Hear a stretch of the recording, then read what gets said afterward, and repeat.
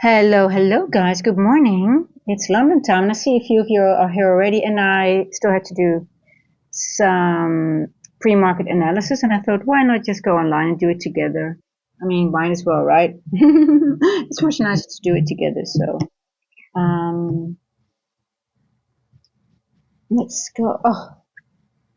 Oh, well, that was a horrible day yesterday, right? In the PM session, that was just chop, chop, chop until Asia, and then it just made a move. So I guess I'm thinking about that. Why would it do that, right? I think like the monthly, yearly objective is sort of like very near, and there's not much to do anymore. So they're really stalling time and waiting now for the news moment. So I think it's really important now to watch the news and be very vigilant outside news times. Now, normally I am very open to. It doesn't have all. Sometimes we have no news Mondays, which can be really good. But I think in these scenarios, getting to the end of the year, it sort of like made me think after yesterday, like, oh, okay, we're going to have more of these moments and they're just going to hold it until specific times and they will become less and less. So there's, hey, Adiku, how are you doing? So there is London news. So that's why I thought, okay, I haven't really been studying London news yet. So for me, it's also a little bit new. So I just want to see how much impact it has and which specific ones might be interesting in the future as well to keep in mind. Because I don't know if if we can consider them the same as in US as we have, the red folder. So now at 2 we have claimant count change, red folder news, and we have orange average earnings index. No idea at 2 that will bring a massive change. And then again at 4, oh, that's European. Oh, no, at 4:30 we have flash manufacturing PMI. So I really want to watch that as well. So it will be a little bit of a longer stream because I really want to see what is the flash PMI doing in London. And especially in times like this, I'm like, okay, if we would have a nice move, and even though it's end of the year, and if that will give a move, we know, okay, the GBP, PMI, we want to be there, right? Or we want to take advantage of it. So that's why I want to really watch that today. So that's that. Besides that, there is some European news, but I don't know how much that really impacts our market. I don't really think it's very of significance, but I could be wrong. If I am, let me know. If someone knows, I would love to hear. But I don't think it is. But hey, we still learn. Yeah.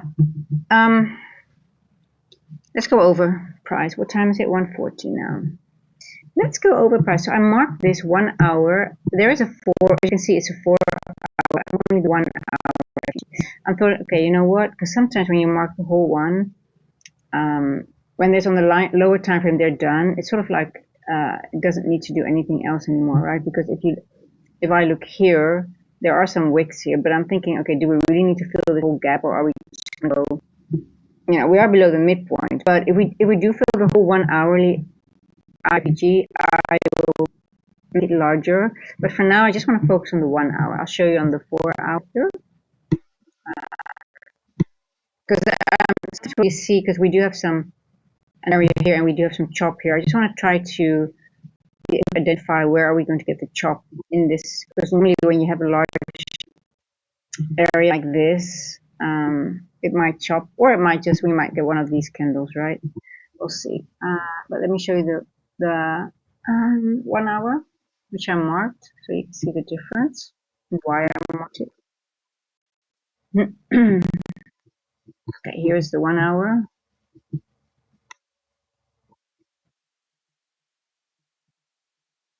So this area is here, and I'm just wondering if this becomes liquidity. Obviously, we will take this out, but I will just reassess how it's going to move. I just don't want to make it too large for now, and see what's happening in the 1 hour before I go to the larger one. Anything else in here? Am I missing something? I do want to go over the 4 hour quickly if there's new volume imbalances. Especially in this area here. I missed anything?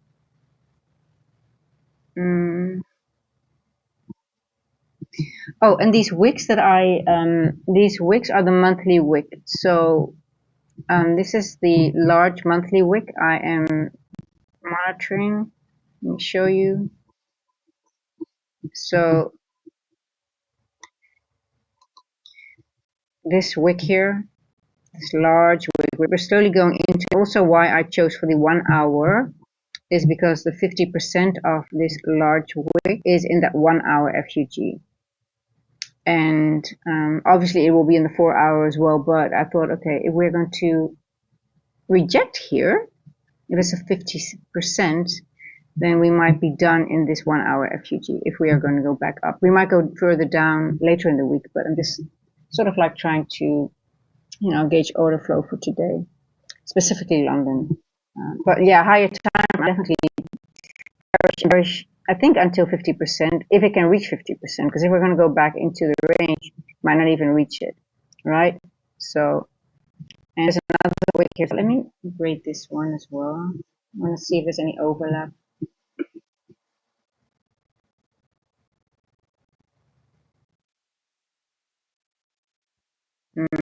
Overlap.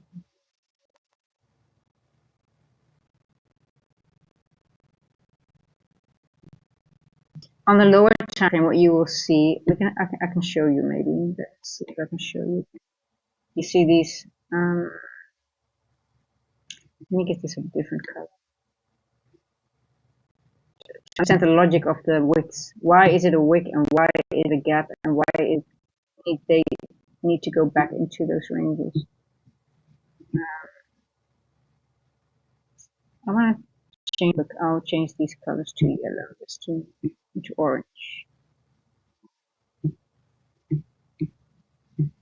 I might have to put on the fan because it's getting a little hot in here.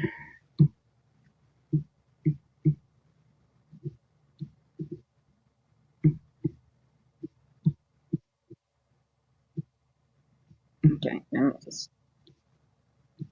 Okay, and I'm going to go to the weekly.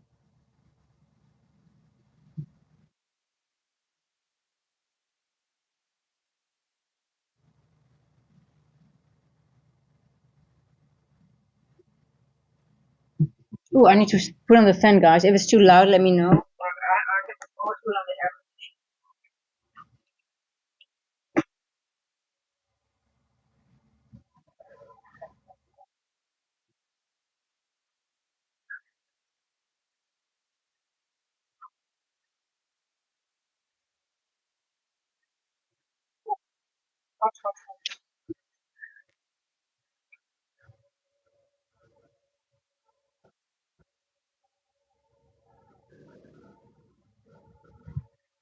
So you see in that wick, all this gap has been created in this area. Now we go on the lower time frame, we'll see more gaps here, and also here you'll see another. So wicks, if you go on the lower time frames, you'll find imbalances, FUGs, just things that needs to be rebalanced, right? So that's the point of a wick is just a wick is such an important thing. I mean, a wick gives so much information. I know people say wicks do the damage and bodies tell the story, but it's actually a wrong way of looking at the market.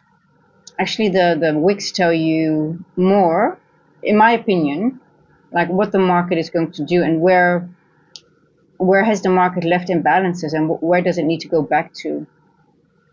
So yeah, so I focus more on the wicks actually than on the bodies. I've just thought like, hey, there's no logic to it. Why am I, I know I understand wicks do the damage, but if you disregard the wicks, you're trading blind, literally. So, but I will take these off. Just, I mean, hey, hey, oh, you're so funny. Don't eat my food. Don't bite my food now. I'm busy. Okay, well, anyway, so I marked a few imbalances that are important to me. If they're on the lower time frame, 15 minutes, I also mark them, but if I see them, we're in balance here, but we already left this area. I'm not going to mark all of them. Okay.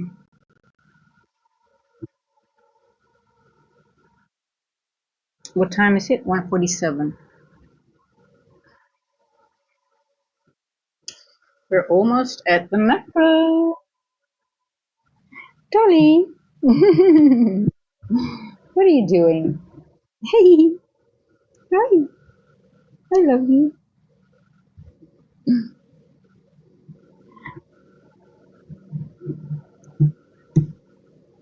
Okay.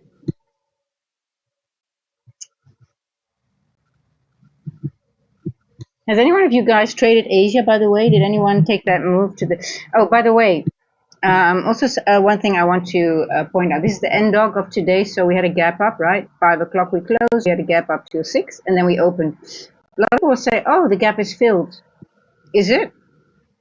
Is it filled? Is it done? Who can answer me that? Because we created a gap, we went to the upside, and we went all the way back to the downside. And people disregard it. They think, okay, it's done, it's filled, not interesting anymore. Is that really the case? Or is there something else that we need to look into in this gap? Or yes, in this end dog?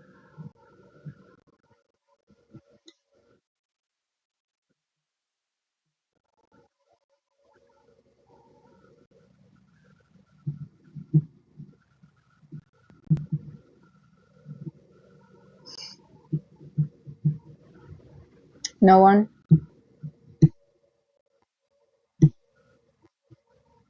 Who thinks the gap, because we run through it, the gap is filled? It's over and done with. Who thinks that's the case? Okay, I'm going to monitor the 150 to 210.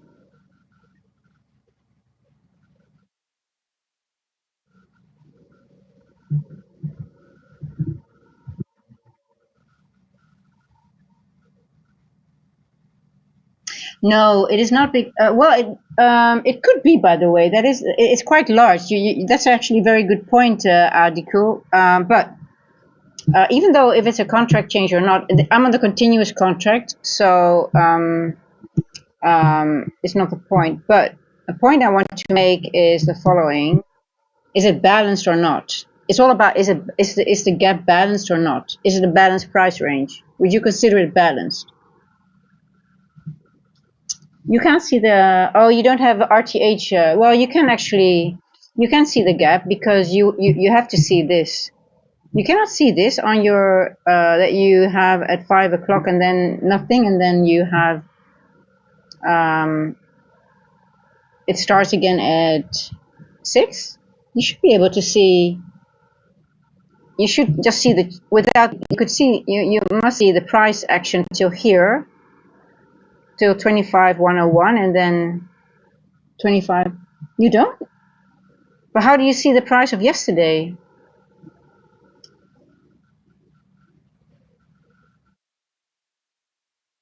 Is it Project X?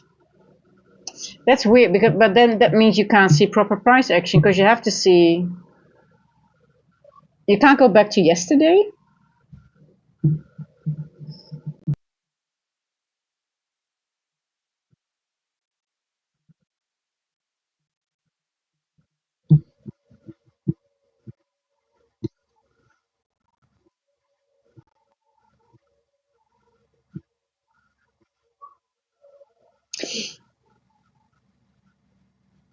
Okay.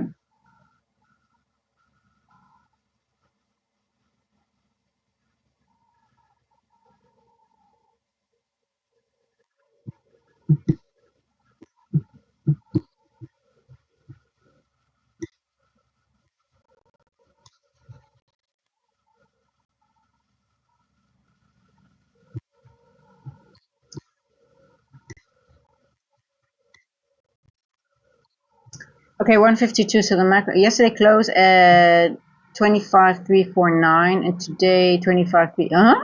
Oh, you're on the monthly. Let me check the monthly. I'm going to check that for you. Hold on, because I'm interested now, because that's because I'm charting. I do have a few on the other. I'm going to check that because I need to know if that's the case, because I need to change my contracts on these as well. Did you change, by the way, Adi? Did you change to H? Okay, I'm gonna look now at Yes, on the contract.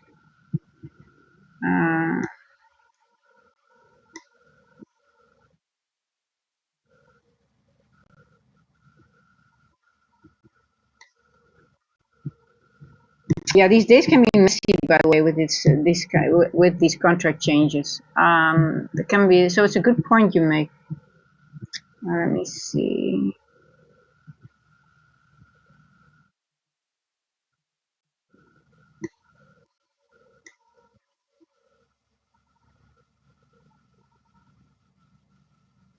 Okay, I need to change. Damn, I'm missing so much information. I hate these. I actually don't like these changes, but because I have so much data on my old, and I need to transfer like a few things. Age. NQH. Okay, NQH. Here we go. Here we go. Let me see. Where's my gap?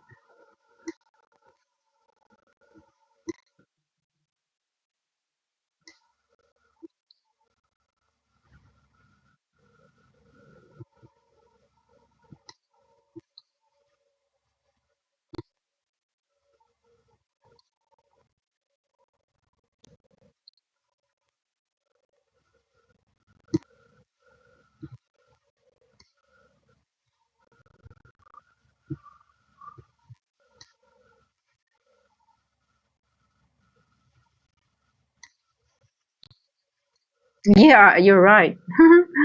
Okay, it's a very small one. But I have, you said 25349, 25349.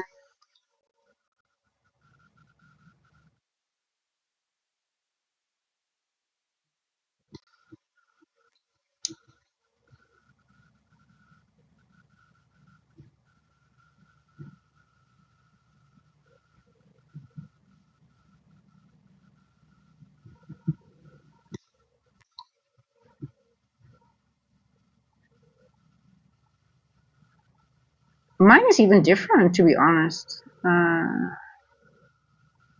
25349.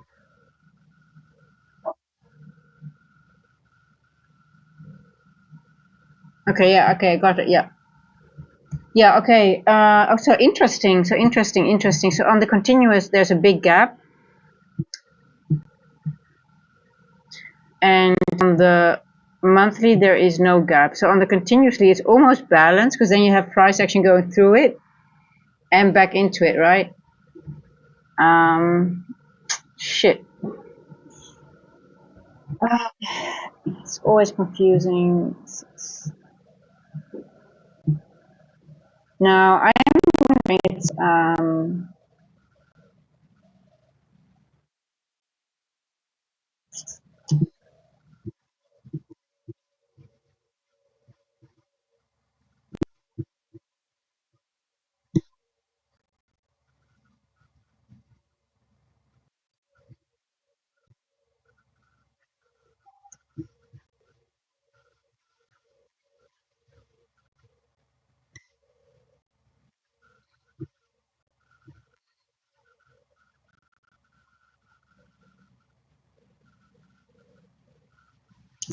25,128. What are we trading at on the monthly? Are we on the same price? Just want to double check if we are on the same price.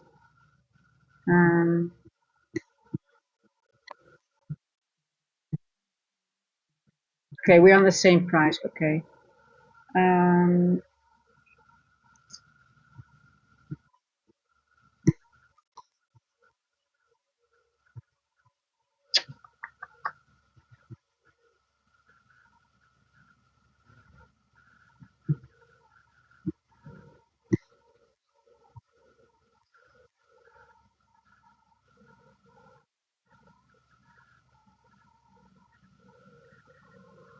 Okay. Yay. 20-second delay.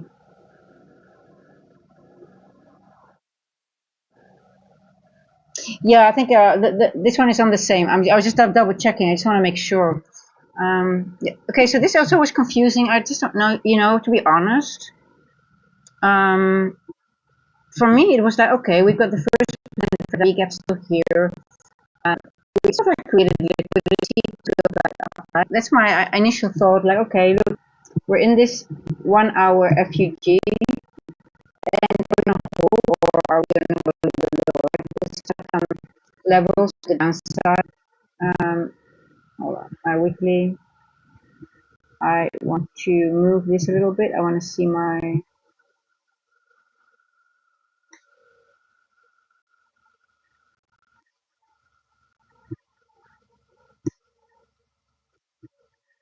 Here we go. Ah, now we're gone.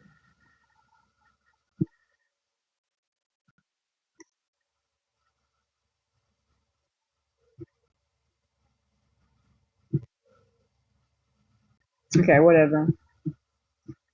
Uh,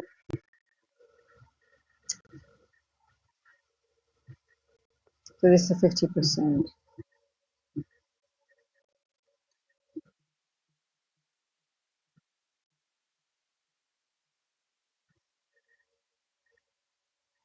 So I'm thinking like if we go down, like we have a block here, and are we going to reject somewhere here, or are we going to take this liquidity here? So let's see. Okay, almost 4 hours. Look, our continuation, because we had a large candle here. What time was this candle? 10 o'clock.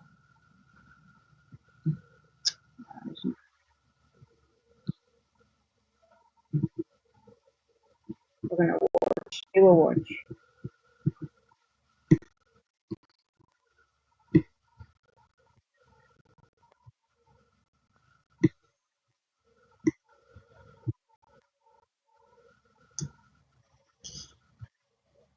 Okay, so it's good to know that on the monthly contract there is no gap, and on the continuous contract there is a large gap. So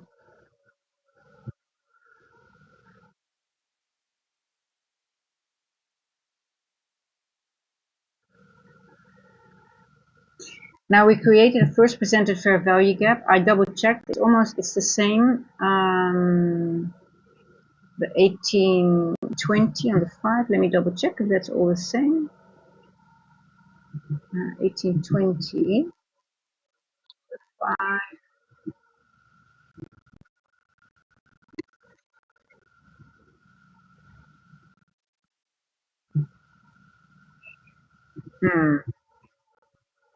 It's a little bit different. Yeah.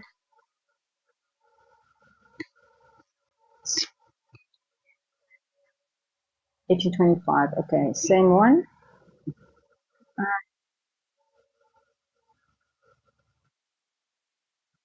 So AQ.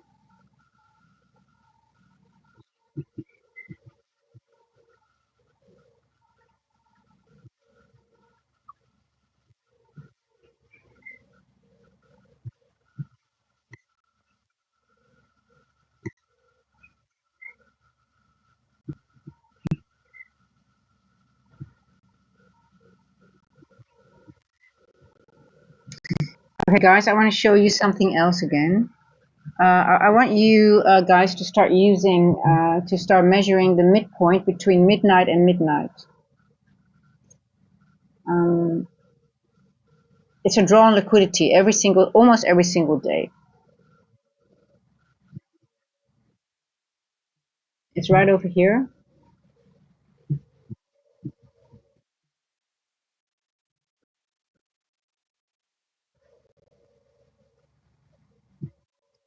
Right above the first percentage fair value gap of yesterday on the continuous. Yeah, I think we might be going long, right? Look here. Let's see. Just gonna watch it for now. Watching the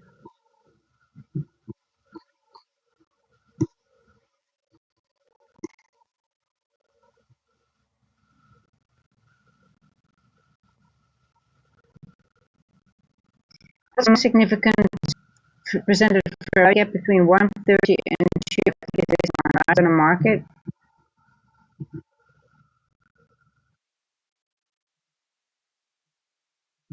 and we're already above it. So let's see if the macro is going to go, if we're going to get a continuation to the upside.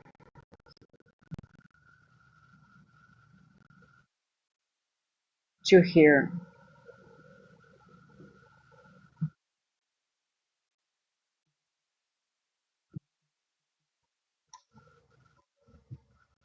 I think I like it. I think I'm going to paper trade long. Paper trade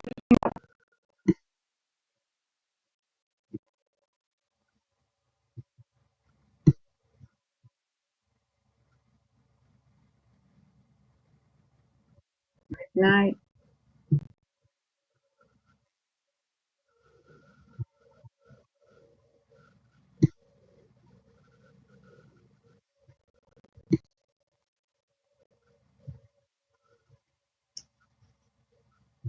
Did we take significant liquidity?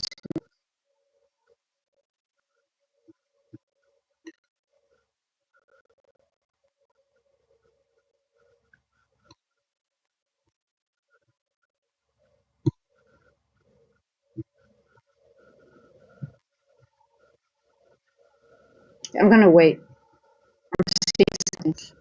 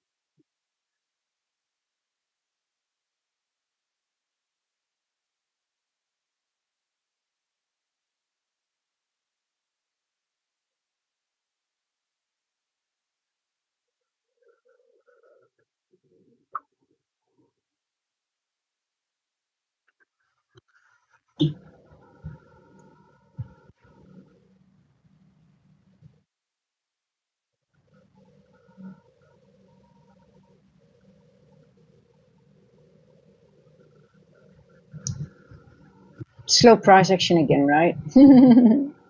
Okay, so what did I see? Why I was hesitant suddenly? I thought, you know what? We are below 50% of the 1 hour FUG, but we don't really go into any volume imbalance. We are above that inversion, but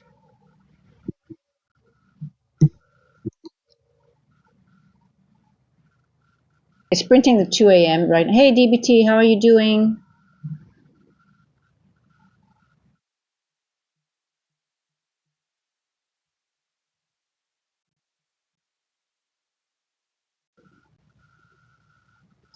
Now we sort of like activated the breaker here. It's this is a breaker and it could be retest. I just don't trust it at the moment.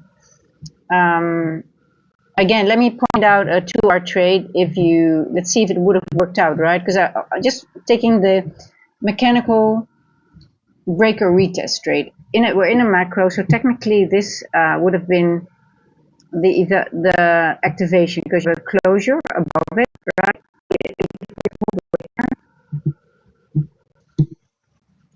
Then this wick here is the retest. In into this wick, let's say you get in here. This is your entry. And your stop will be 1 or 2 ticks below the breaker, which is this here, right?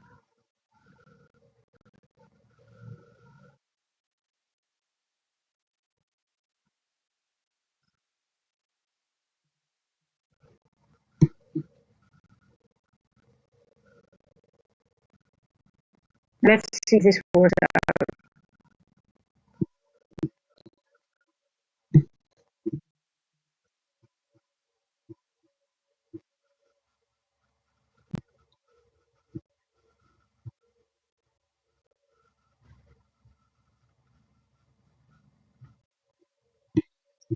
It's literally a range trade because on the 1 hour, we're just going back to, you see that, just to the end, to the volume imbalance. Hey Sanjis, thank you. Welcome to the family. You see that? So it might work out because it takes out this liquidity, goes back into the range and taps into volume imbalance. I like that, but I would like to have better. So quickly, let's see with a retest again. I'll paper trade it.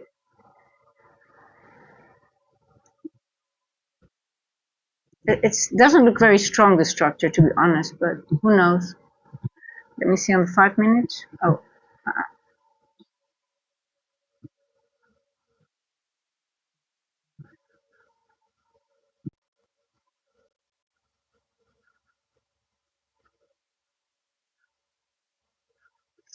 oh, look at this. It's so ugly. We went through this yesterday all day.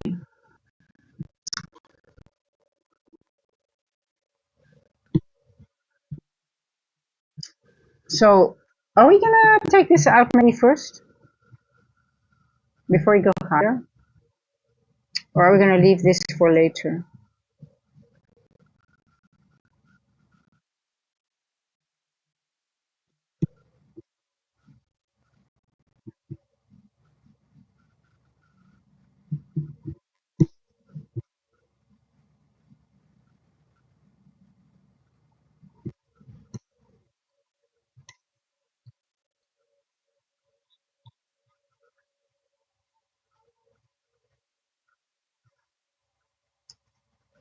I think I'm gonna just try to take very short entries to, no distribution trades, just short entries, get in, get out, and just run away very quickly.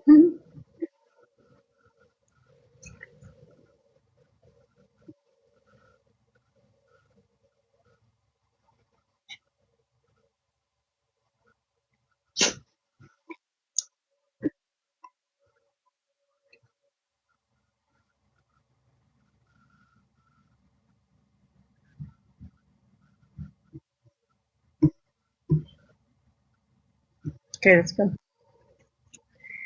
Okay.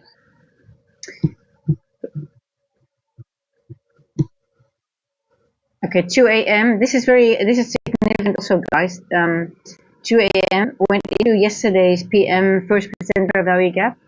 So this could be a rejection. Then we might be going lower into the 50% of the monthly wick, right? And we take out yesterday's PM session, could be. Let's see how it reacts in this area. I can frame it both ways now, so I have to wait.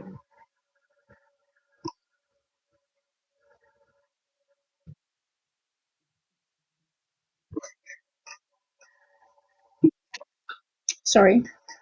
Apologies, guys.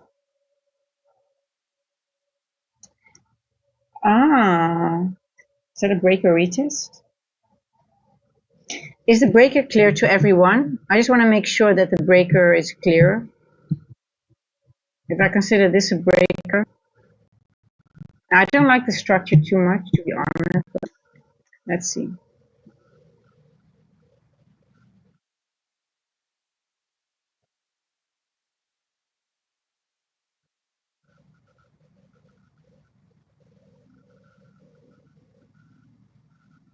"24/7." I read something. When is it going to happen, Avneet? So we don't have the NWOG and NDOG anymore then.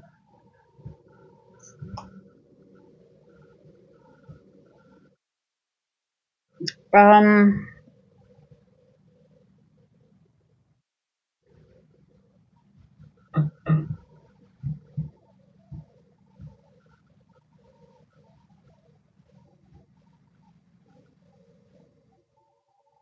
I think we still have the RTH gap then. That doesn't matter. But the NWOG and NDOG are going to disappear.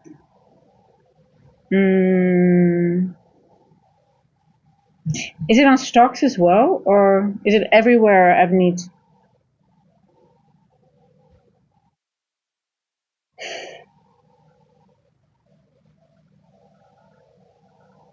No, me neither. I would rather not have it because we have less gaps. Gaps are sort of our edge, right? Or they might create. I mean, we just, they might script it again. It's still the same. So I'm just wondering what they're going to do. When is it happening? When is it news? Hmm.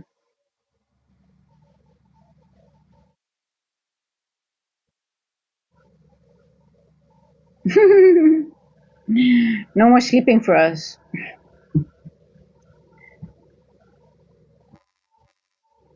Yeah. So on NQ it's just the hour, right? But I think for stocks it makes a big difference if they have.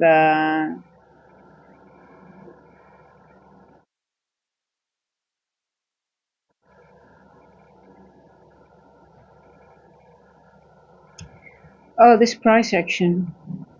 Okay, so that was 145 news, guys. I don't know what to say. I mean, it's not really worth to wake up for it.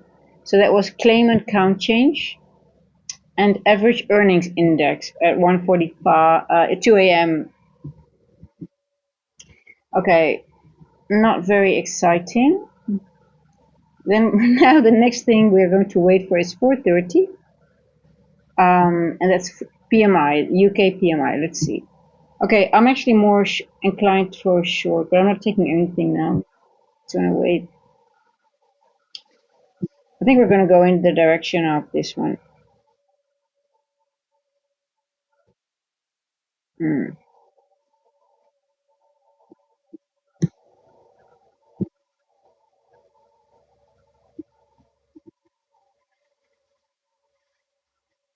Yeah.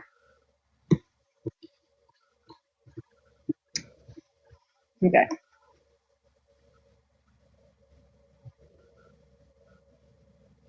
Hey Raiden, how's it going?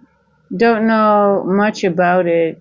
Just so yeah, yeah. I saw. I think I saw Dodgy's post as well, but maybe sometimes he's trolling a little bit. I don't know sometimes when he's serious or not.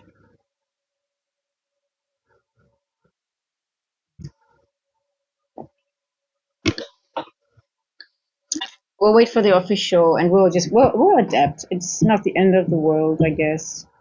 But yeah, I miss my N walks.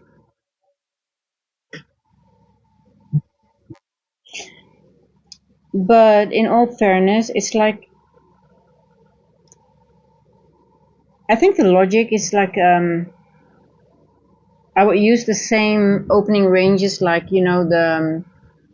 like for example, this is the opening range between midnight. If you take this midnight, like say midnight is here. Where's midnight? Hold on. Somewhere around here. Okay, so midnight starts here, right? And then let's take half an hour. That's an opening range. And then you take the first presented fair value gap. And so I already used these opening ranges, but then there are multiple you can use. And I think that's more where I would then focus on and maybe even dive deeper into specific ranges because I used to track the midnight range better and also see how it behaved in comparison to in New York, for example. I stopped doing that because I was doing too many things like that. But if we're going to lose the N walk and N dog, for example, I might focus. So you have the same range at 6 o'clock when the market opens, right? So 6 to 6:30. The only thing you need to find out is like, okay, where does the L go? Like for example, if the algo does something in that opening range between 6 and 6:30, when does it refer back to those ranges? And there's always logic to it. Um, Everything is in cycles, and the algo just refers back to it. It's all scripted cycles. Um, like if it would, I'm sure when we go up, we're gonna retest this little gap here because this is still elastic. We haven't retested it. We retested here, but it's not on the way up again. So I'm actually now. Let's go by again. Okay, let's see if I get my 2 hour trader. Um, Oh, this will actually be my trade, but this is not going to be 2R anymore. I'm talking too much. I do this as a trade now to here. I'm just trading, guys. I'm just trading. Not putting anything on the line. It's a 2R, I guess. Okay. Okay, not the best trade. I should have entered. I should have entered here, right? So this is that 2R trade, breaker retest, but it's out. It's out of. It is out of macro. But.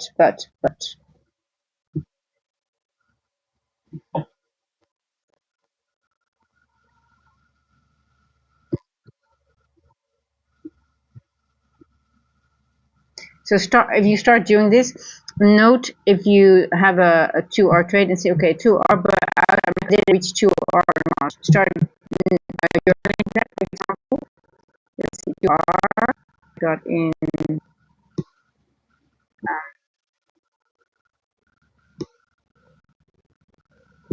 That's not a 2R trade, but.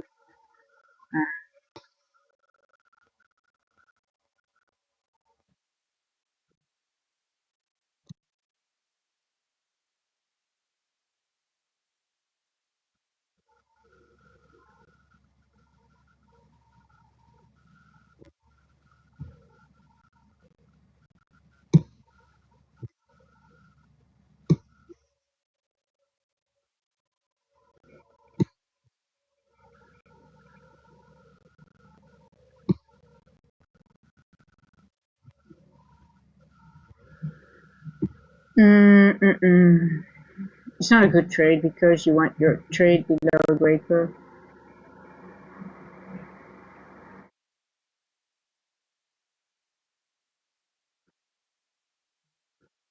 It's outside of macro. It's my internet then, Raiden.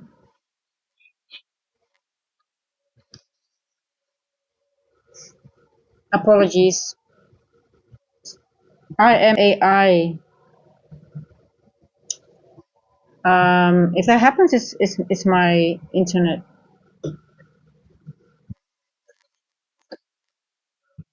Should be. Is it continuously? No, guys. I'm just showing you when it's a low probability. Um, because when I say breaker retest, um, there are a lot of if and then statements. So I just want to show you. I know almost for sure that this one most likely will fail. But I just want to show you that it most likely. Let's see what happens. So this retest was 213, right? I don't have any FOMO. I'm just sort of like I just want to wait until 4:30 and then maybe later today. I've had after yesterday. I'm like, oh my god, I just have to really come to terms with the price action that we're in. I just want to show. I just want to try to. I'm hoping that it will show us that there are only few trades and everything has to line up for those trades to play out. I hope this one doesn't play out, to be honest. Because it's a breaker retest in outside macro, so and it's not it's not a good entry, and let's see what it does.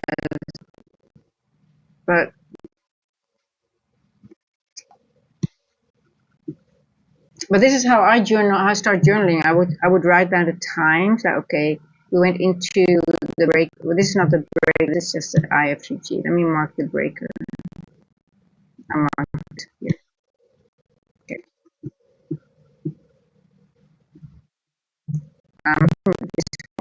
This is the breaker as well, right? But we already retested this area here.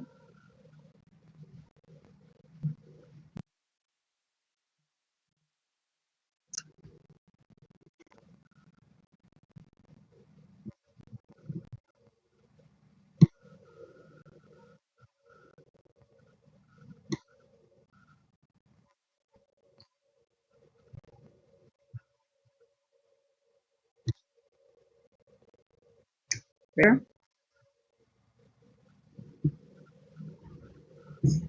So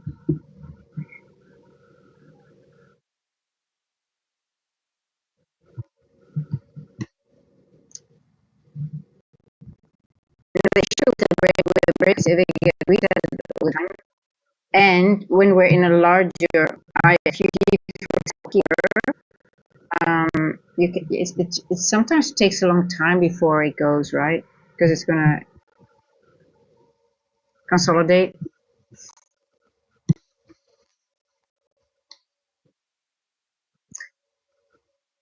And the more it taps into it, the more it's likely to break at some point to the other side, to the downside.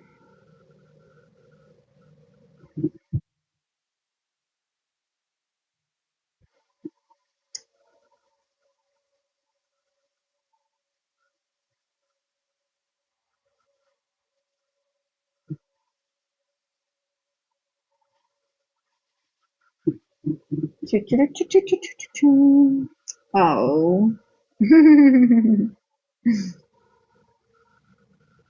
Well, it is a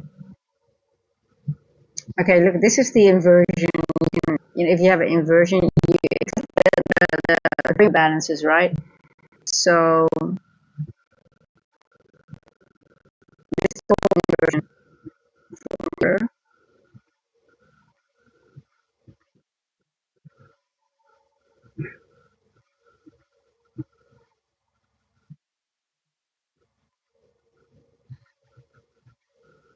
So you include the imbalance, right? So in case it's 1 minute, but it's not like you take the 1 minute. If you see these two candles and you want to say, okay, what's my inversion?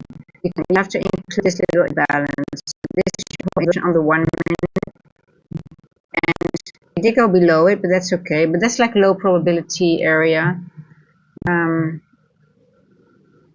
You see, you didn't have a retest as well. It looks a little bit low probability to me. Below it, above it, we didn't retest it yet. Let's see on the 5.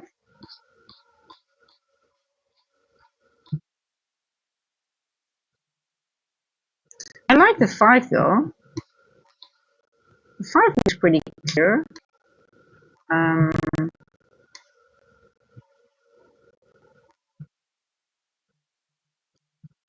pretty clean. Inversion, breaker. But now the problem is with this one, like if we would read this breaker, it could just break all the way outside the inversion, which would invalidate the trade, right? And oh, look at these also. Flat bottom with a wick. Ah. Oh, hello. Let me quickly get some peanuts.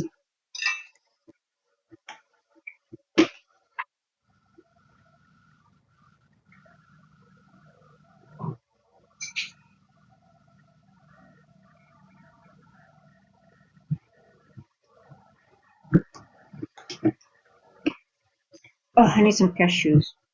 Hello.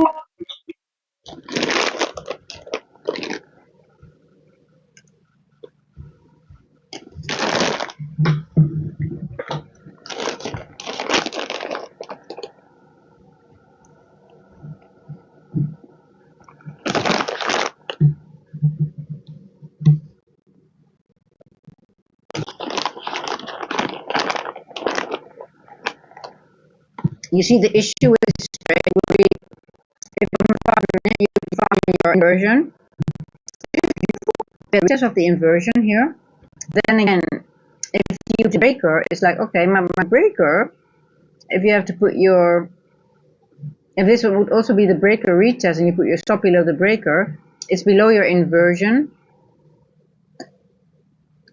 which would technically invalidate your trade already, right? If price goes below the inversion. So the structure is very solid.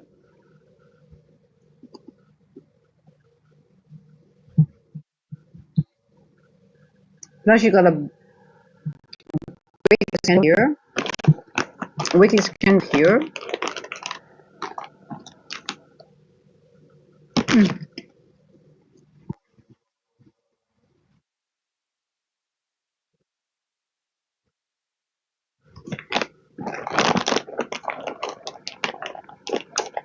One could argue, are we going to get a 4-hour continuation candle, maybe to the downside? Let's see.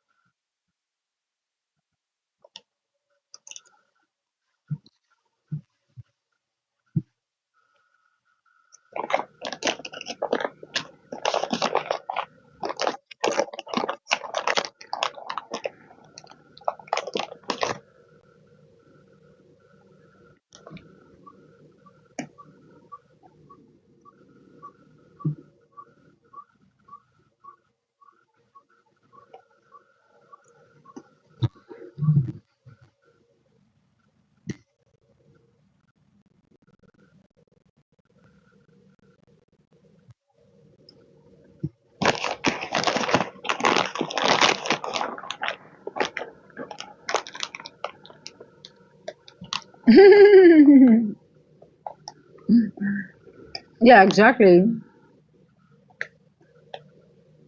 That's just consolidation. I think maybe there's 430 CPI, GBP, CPI. Is it PMI? Let me see again. No, it's PM. It's PMI at 430.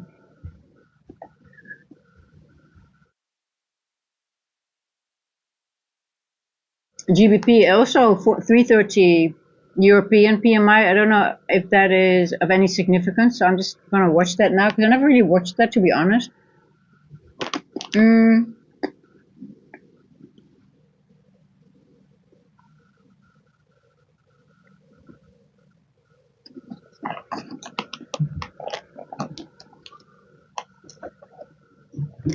Hey, Dolly. What are you doing?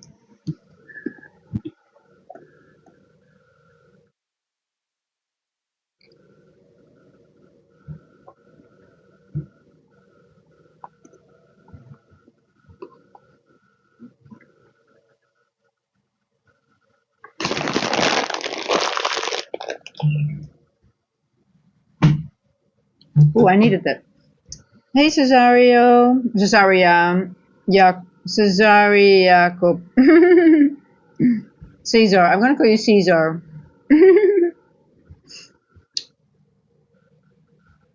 Again, we are in consolidation. It almost starts to feel personal, right? Every time when I go stream, they start consolidating. But it was, again, quite a big move in Asia. I mean, it's sort of like almost, I'm inclined to start streaming in Asia. Oh, hey guys, remember that I told you yesterday that ICT mentioned that first percent fair value gap between 1:30 and 2 Eastern, that's only valid in the London session. Now look here again. I'm just seeing it. Look. I made this screen. This one yesterday is usually ejected again from it, and it's sort of like you it. this is the one of yesterday. So it fair value gap through it. ICT always said, listen, when you have a fair value gap, also through those weeks, they're always of significance. So this is a significant one as well. Well, here we end up below it, and then boom, we retest it and we go. And here it was a beautiful retest. It touched it. Look at this one here, 11:15 before it went back down into pretty significant, huh? I would say. Now one could argue also like, yeah, but you don't need it to represent it. So yeah, technically yes. We see this overlap with the representative.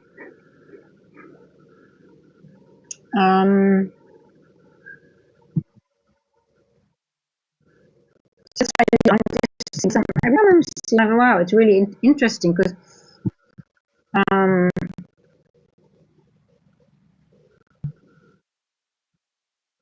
so when you see a candle like this, you know, it taps into it, and then this one doesn't even get close, and you know the next candle is going to be a downward candle, right? So I like it. I mean,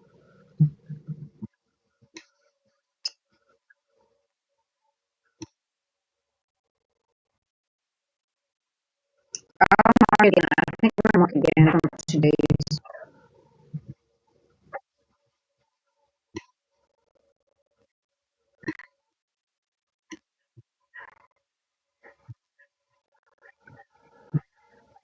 What the fuck are they doing again, these people?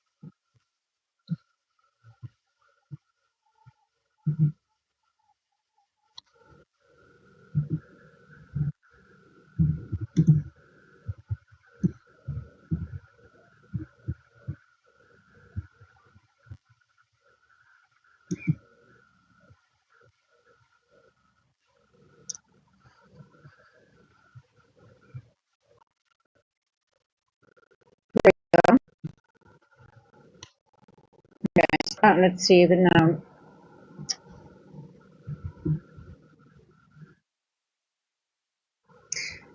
So one point I want to make about the breaker, the activation can be outside macro. That's not an issue. But when you have a retest of a breaker outside macro, it's sort of like hard to trust.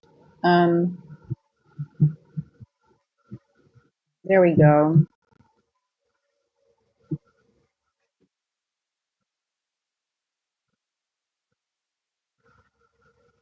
Now we're getting a continuation move to the downside.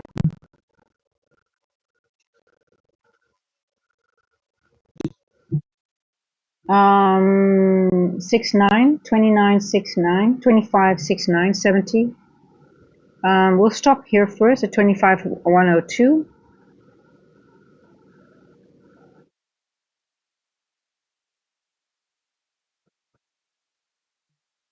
Let's see, we go for, if we're going to grab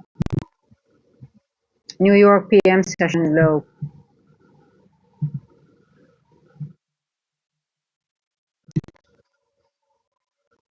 Work this one out now.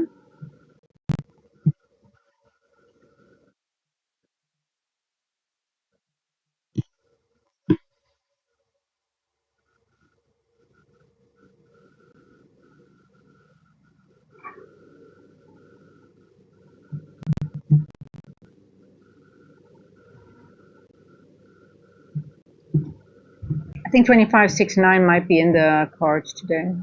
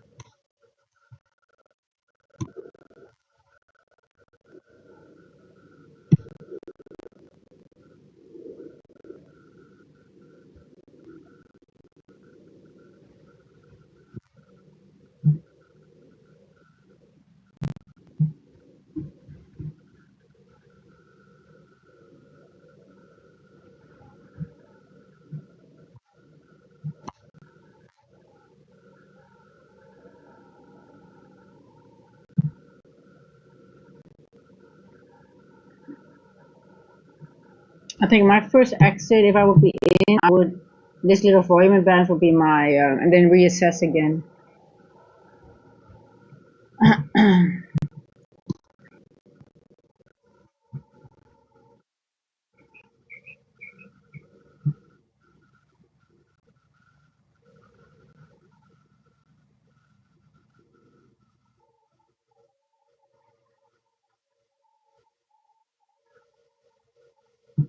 Hmm.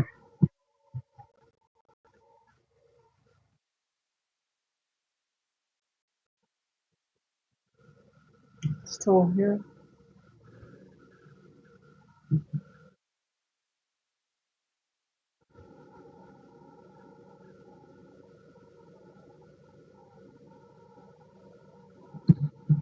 240.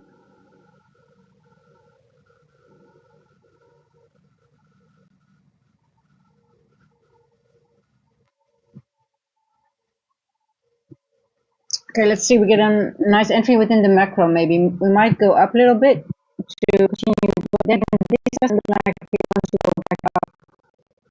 But I wonder if we want to go over this level here. I think I just want to continue now.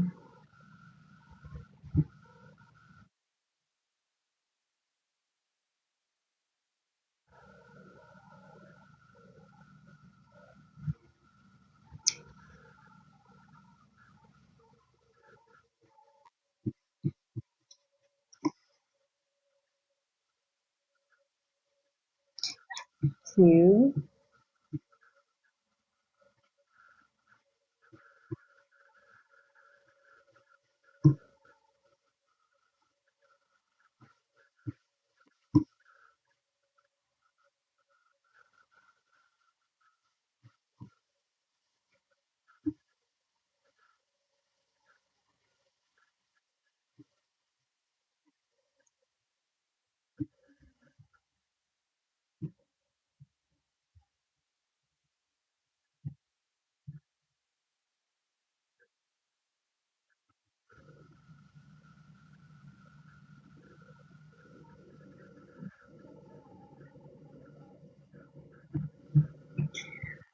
Okay, let's see. 250 macro coming in a few minutes.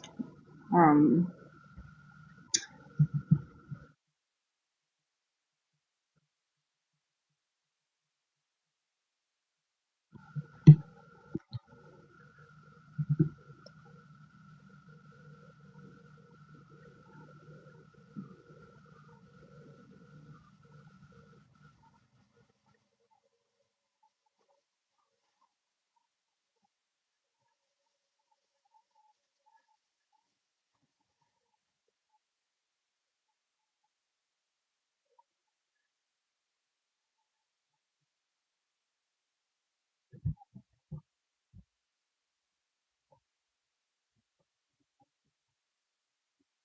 okay, let's go.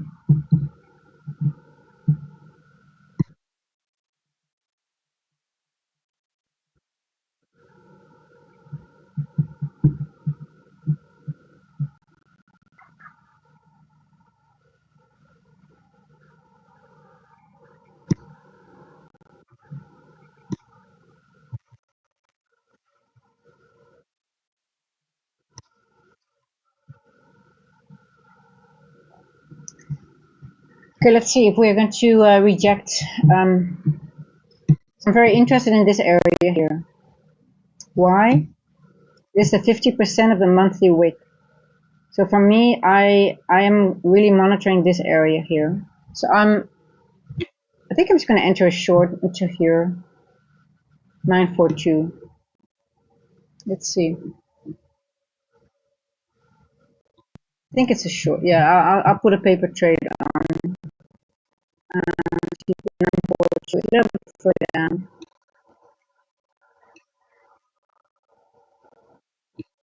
Now we're going to reject here. I think I'll go.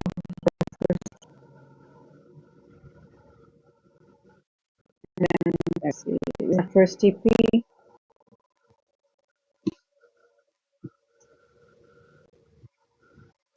But I do think I might get away here. see. Distribution, baby.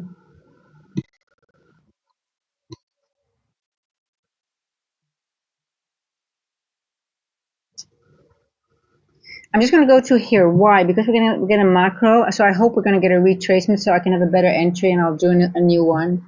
I'm leaving that one in because that's what it's going to run. But I just want to take this one down and hopefully then we can take a better trade for the continuation at 250.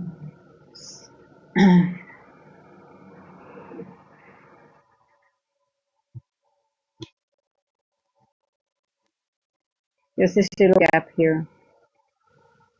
I'm looking at a little bit higher.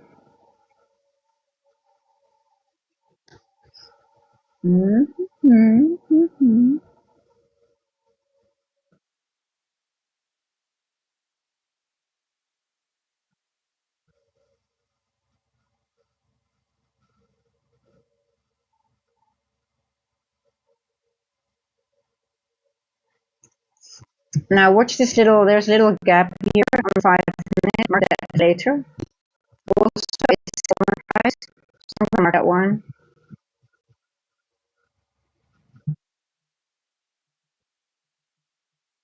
Why? Because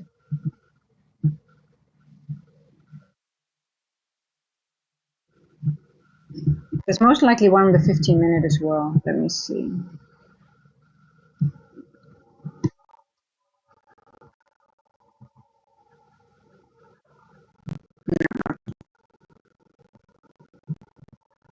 You see the gap here?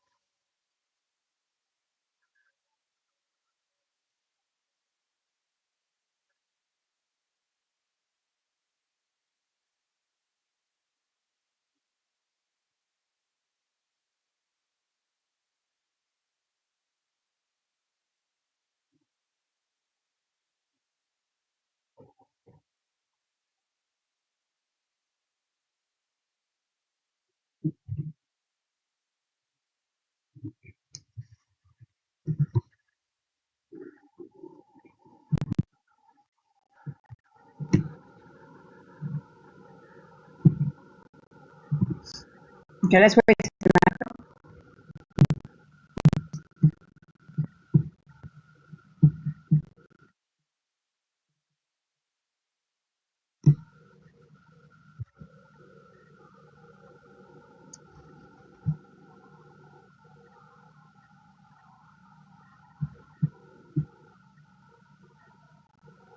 Now, what is important to me that price doesn't go over the open price or close price from this 4-hour candle. I don't want price to go over this one here.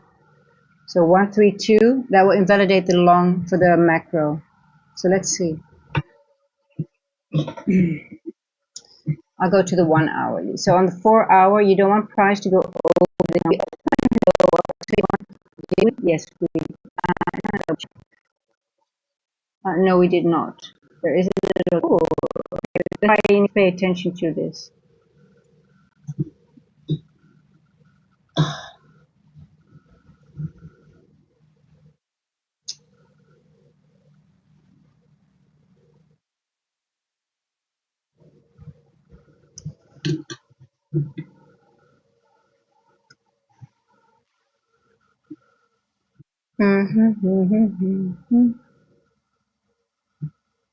Hey, Mether, how are you doing? Good morning. How's it going?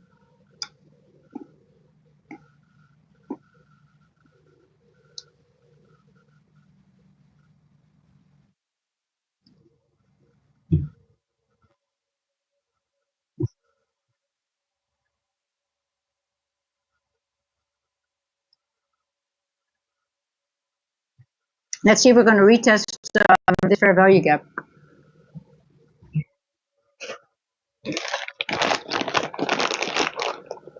And we'll go short for there. That might be a good entry.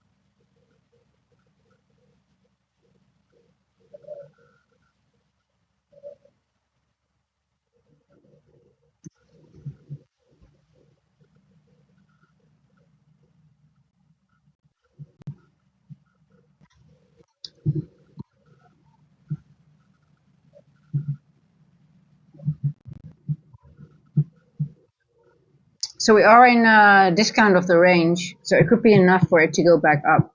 So we have to really watch it now.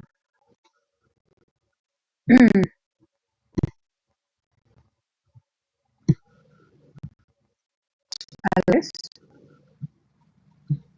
252. Is this a short? Hmm.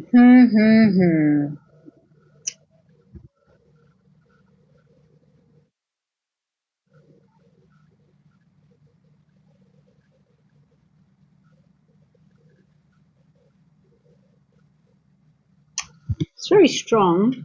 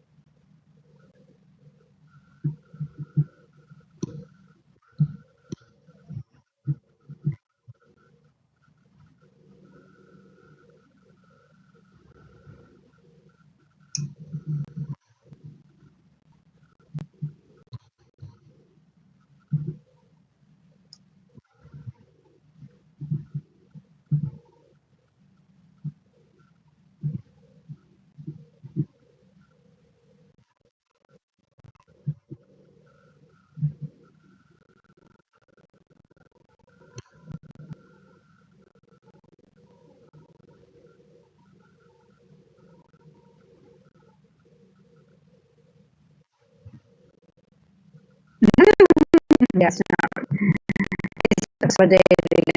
Yeah, see, it's no time.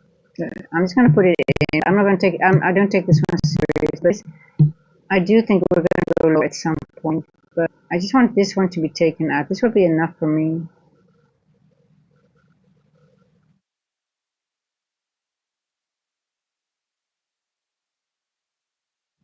But we could go high first. Yeah, I see it. I see. I see. I see you. I see you. You're going to go to midnight. Yeah, this is great. 161. The macro is bullish. We're going here. I can't enter more, but 7 NCI calculate properly.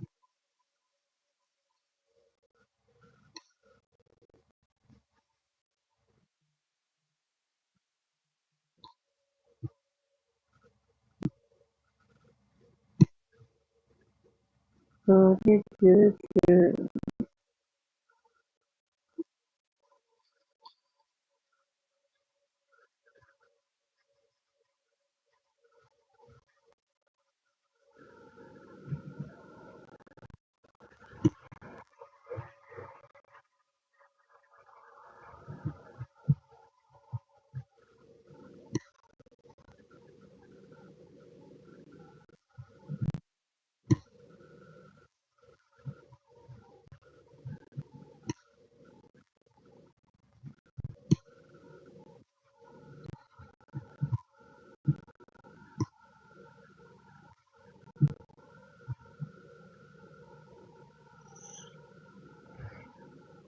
I'm not engaging because I think they're just going to make equal highs and lows for later for news.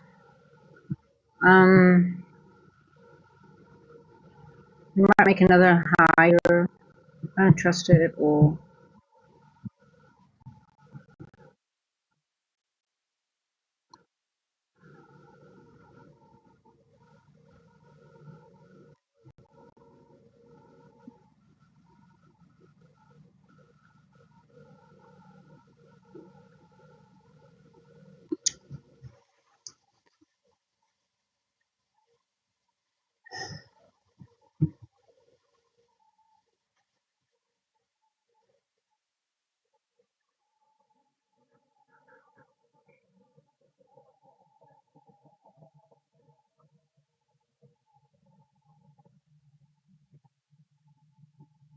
So we tapped into that first percent fair value gap again from the PM session. Now the question is, are we going to go higher? Because again, we are in premium. So we're just going back from premium to discount, but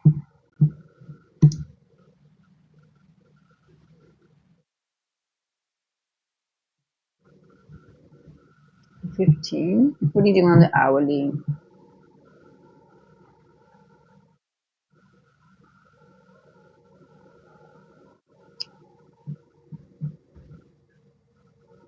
Do we?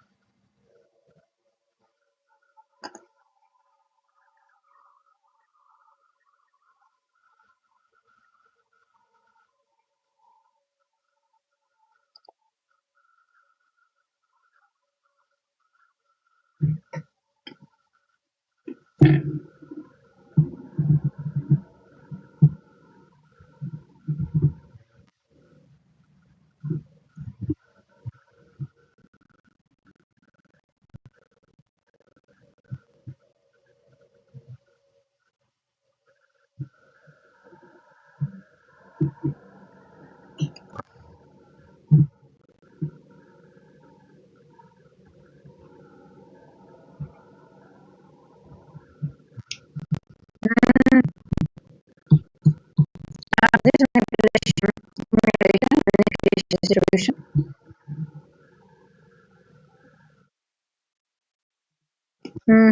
Could be. Number 2 is all the way up here. I like that. Does make sense. It looks bullish.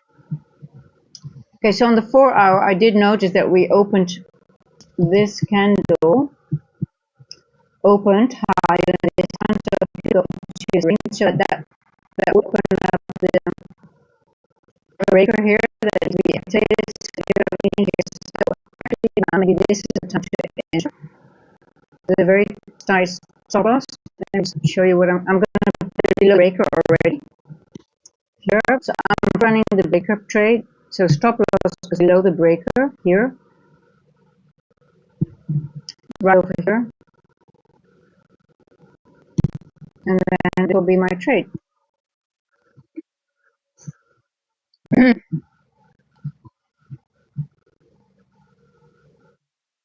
if this is A and B. Now this is a bit too high. Yeah, I think I'm going to lower it to this one here because it's better. Still good trade. Just below the weekly open.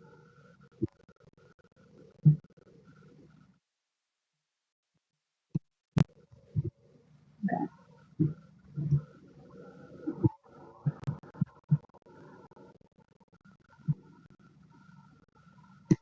Maybe my 125 is better.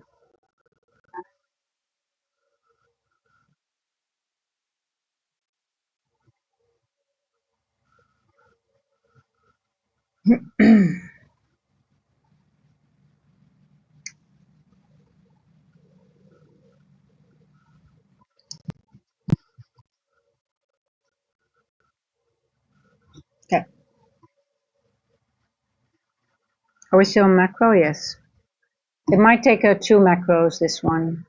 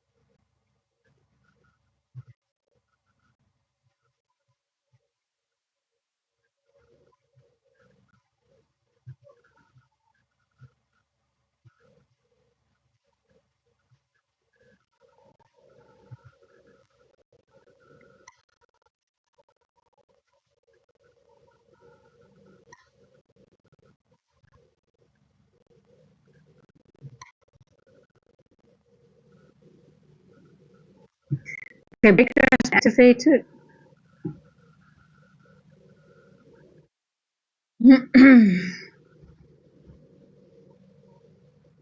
So the trade will be invalidated if the price below this breaker, right?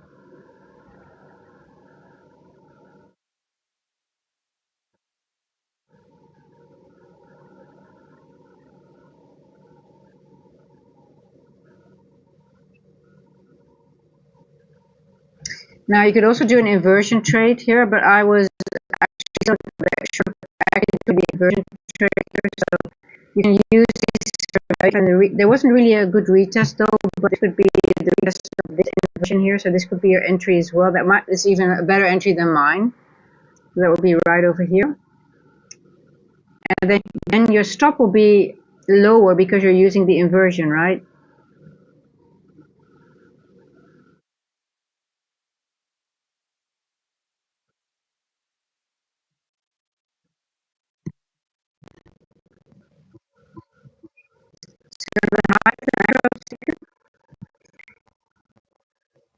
And the question is, we're going to go higher than the midnight, or we're just past midnight.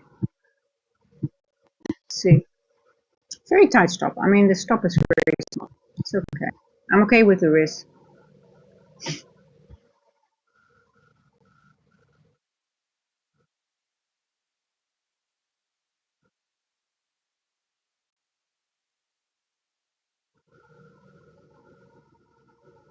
I can't move my stop yet because there hasn't been any retests, I believe. Let me double check. Well, we've considered it. Yes, let me go to the 5. Did we retest the breaker? Is this the 5-minute breaker? Yes, we did. Okay, I'm gonna move my little bit. I'm just a little bit worried because we have midnight here. Yeah, well, anyway, it's a free trade almost. It's okay. I'm not too worried. Okay.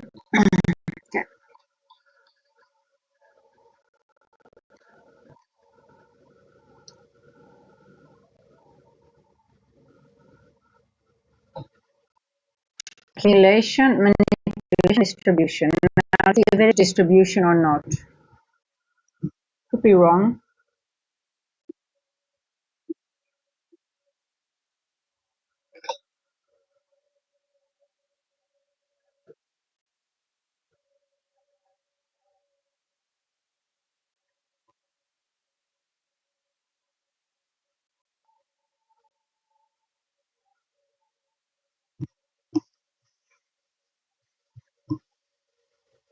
Dolly.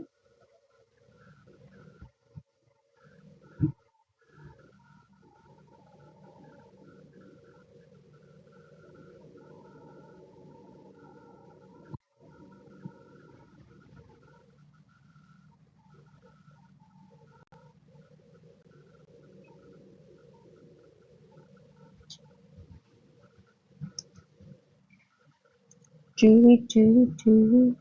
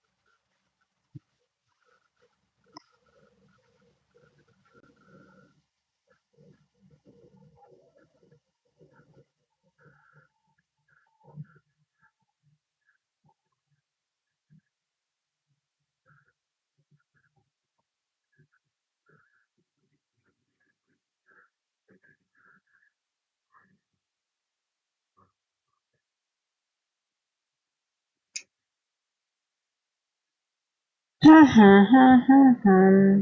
Let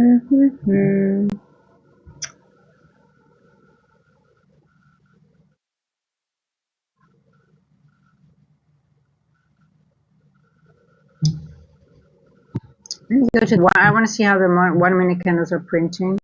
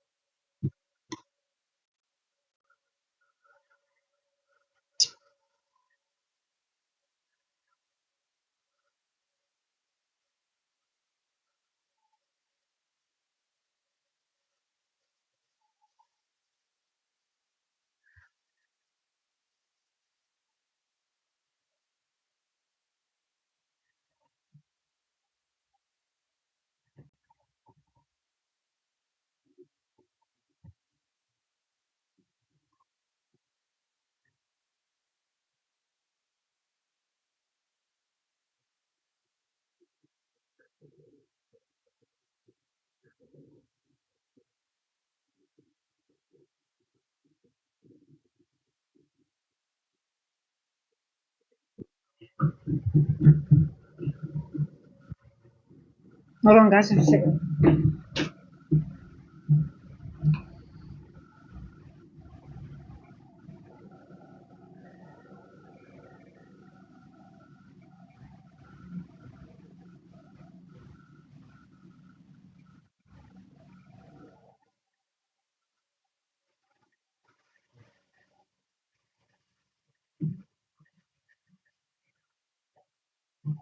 How's it going? How's it going? trade. Oh gosh. See, midnight is there. Yeah, that's why you don't want to chill your stop. I'll get back in for the next. I think we might have to wait.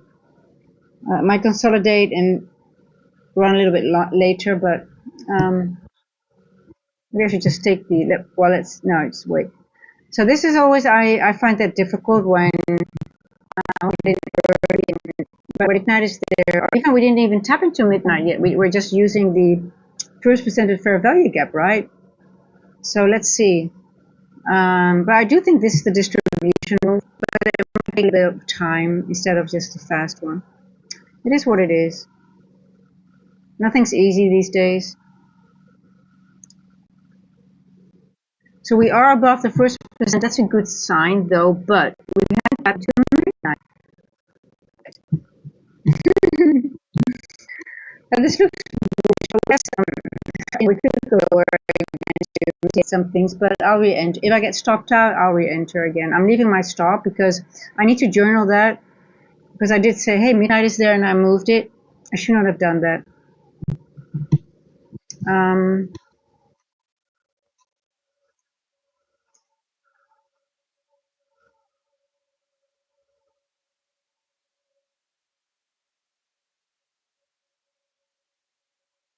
Let's see. Let's see, because you see we have a gap here, we've got a fair value gap here. Yeah, I should let it below the breaker until it passes midnight, because it's going to retest some things, I think. Because it's 312, we're outside macro. Yeah, it might come down a little bit, so I might be stopped out. So I'm just leaving. I'm not touching it. I need to journal it. It's too fast again. And then I'll get back in when we start moving. Because I do believe we are going higher. But hey, it could also end as 5 sometime. All possible.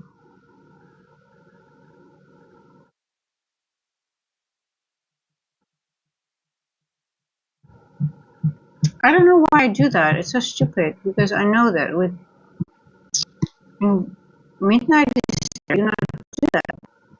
You should know you have to get a reaction. You just get a reaction at midnight. Always. There is I mean, it will be the first time that I would see that it would just surpass midnight. It will always reject from there. It might just be a retracement, but it's going to react, right? It's a point of liquidity. And you'll see. I mean, well, that upsets me a little bit if I do these things. It's just too fast.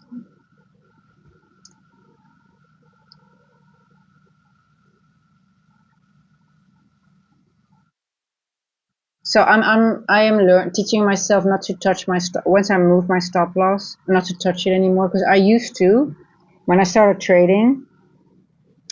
I used to, when I saw price coming down, for example, and I'm in a long, I used to move it downward. So like I brought up my stop. So I'm very strict with my stop loss placements. Even though if I'm wrong, then the punishment is that I'm stopped out and then I journal it. But stop loss, you put it and you don't touch it anymore. And I don't know if other people. I mean, I was afraid to be in a losing trade. I don't know. It was really weird. And I would do like, oh, it's coming. So, oh, put it on safe up here, and then you widen you make your loss bigger, which is stupid, right? So I'm very strict, even though it's paper. This is I'm on in the other account as well, but even though it's a paper trade, I treat it the same. Once you place it, you cannot touch it. Because you have to think about it. It makes you really like, okay, what is the logic? It has to have a specific structure. But okay, so we are at midnight now, and we are 314. So most likely the run will continue after 320 to 40. And then at 4:30, the only thing that I'm thinking of is like, okay, we have a move with PMI at 4:30 Eastern. I wonder if they're not maybe holding it for that time, right? Let's see.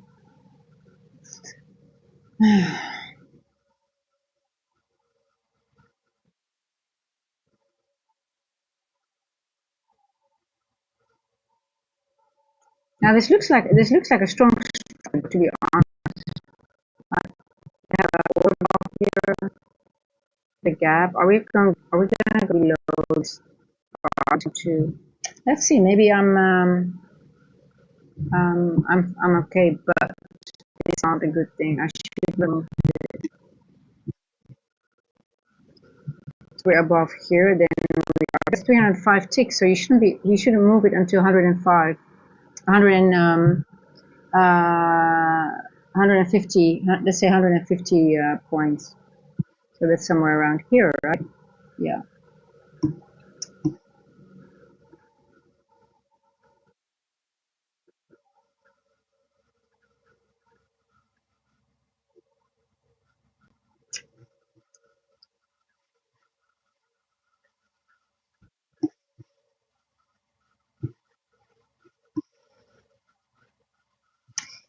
Trading into NFP gonna kill profits. Hey, Pips Digger.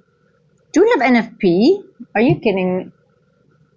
I did see. Oh, ADP weekly employment. Yeah, you're right. Yeah, you have a point.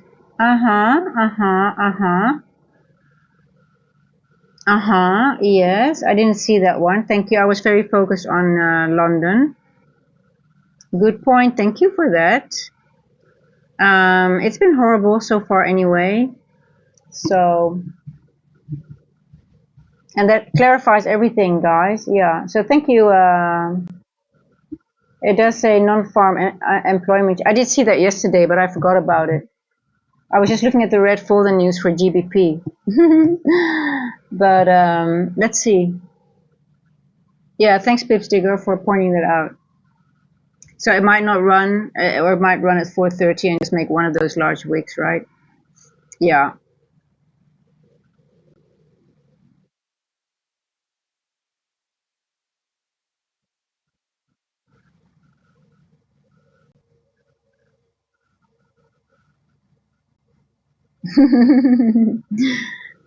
Yeah, so trading like days like this is sort of like almost gambling. I mean, we have to be honest about it, right? Um,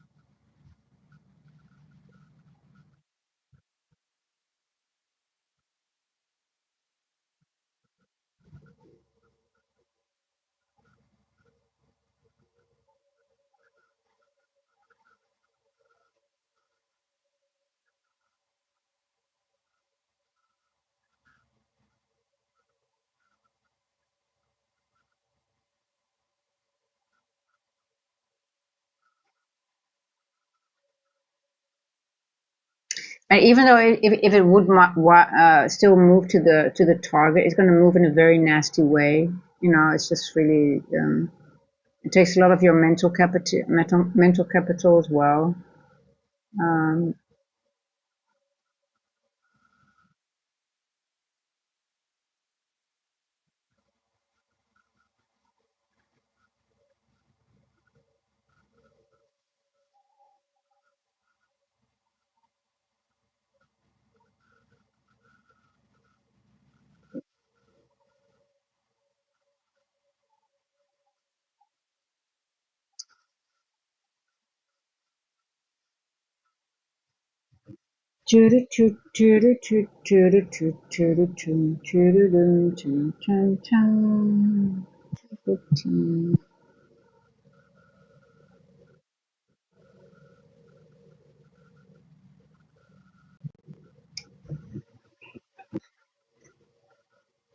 should throw my job now because I want to get out of this trade actually. Don't mind being stopped out in profit.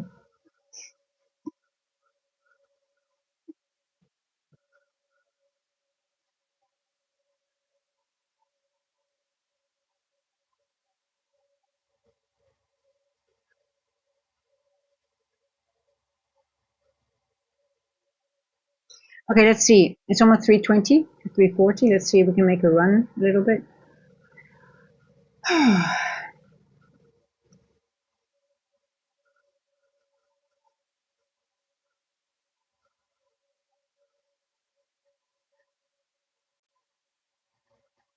I do think we're definitely in a distribution. That's the only thing that I have on my side. Um,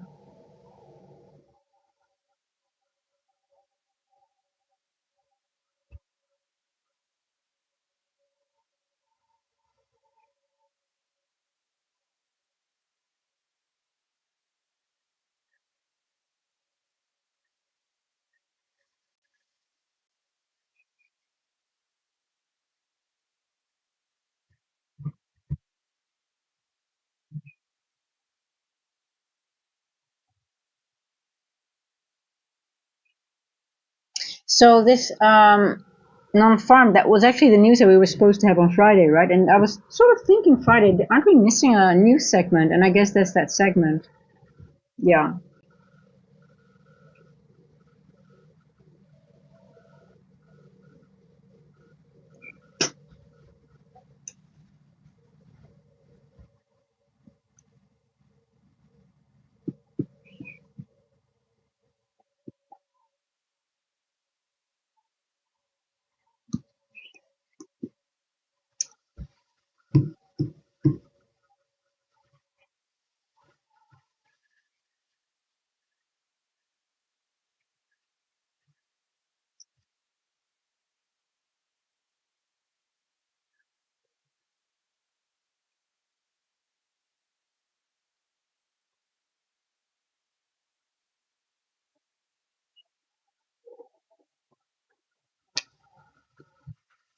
It's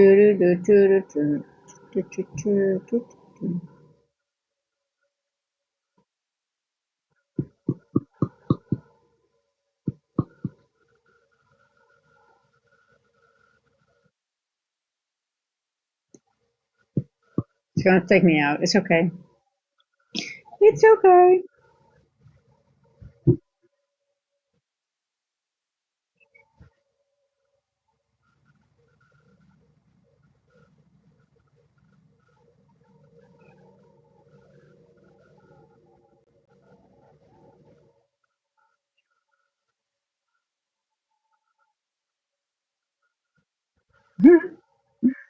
Take me out, please. Oh, are you kidding me? So you see, this happens when you're not. I didn't have enough coffee, so I'm really thanks, Pipstick. I really appreciate that you mentioned that because I really did not look properly at the news. I was too focused on only the GBP news. Oh, are you kidding me? I'm still in. I mean, hey, I didn't do anything structural with that stock. That was just luck, guys. Just there was nothing structural or that wasn't a stop loss at a strategic point. If I'm not stopped out and it still goes into my favor, it's nothing strategic here. Just being honest, it's just luck. I just thought, you know what? Let me just put it into profit. If I get takeout, it's just I didn't lose anything. I do think it's a distribution move, so I think it's still going to move. But you know, you want those moves that they just go at once. You get a break, a retest, and then it goes boom, and you're out in 10, 15 minutes max. Yeah, those are the distribution moves on days like this that I want to be in. But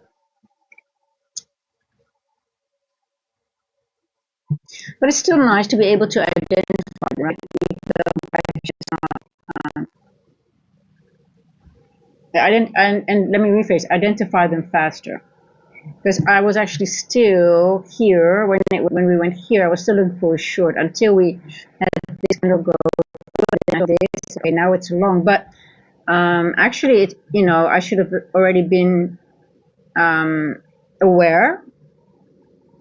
Here, that should already let me be aware. I run the entries, right, and then I use this as an extra. So I add to my action. So yeah, I was very slow, and I was too much focused on the short. So a lot of things that could go better. So this is a lot of journaling for me, even though well, one is I did not look at the news properly, but then still I would have still tried the straight pip sticker, to be honest. But then only if my entry would have been better here because of the NFP would never enter here, considering the day it is and the time. But I would have entered here, but my stop loss would have been better, and I would have most likely, I don't know if I've added here that would have normally would have, acted the breaker, for example. But yeah, so it would have been a different trade if I would have known. And I think I needed more coffee. I didn't have my iced coffee today, guys. That's it. So I'm just drinking this. This is like like a mix, but it's passion fruit with apple, but it has sort of very chemical. They have like orange is really nice, but now I tried a different one, and every time I drink it's like it's like very chemical, and I don't know. So I guess that's always making me. I'm blaming this drink. And that's what traders do, right? They never look at themselves. We blame other things. Today is the drink, not me. I can't help it. The market is just not doing what I want.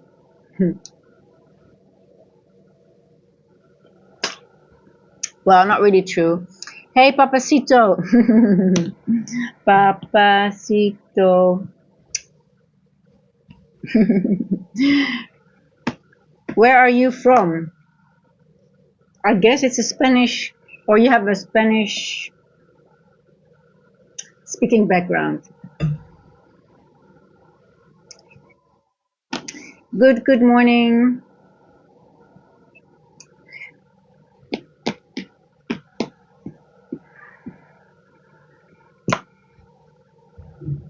Now there's a song in my mind. Papacito. What's this song with Papacito? I think I'm mixing up two songs.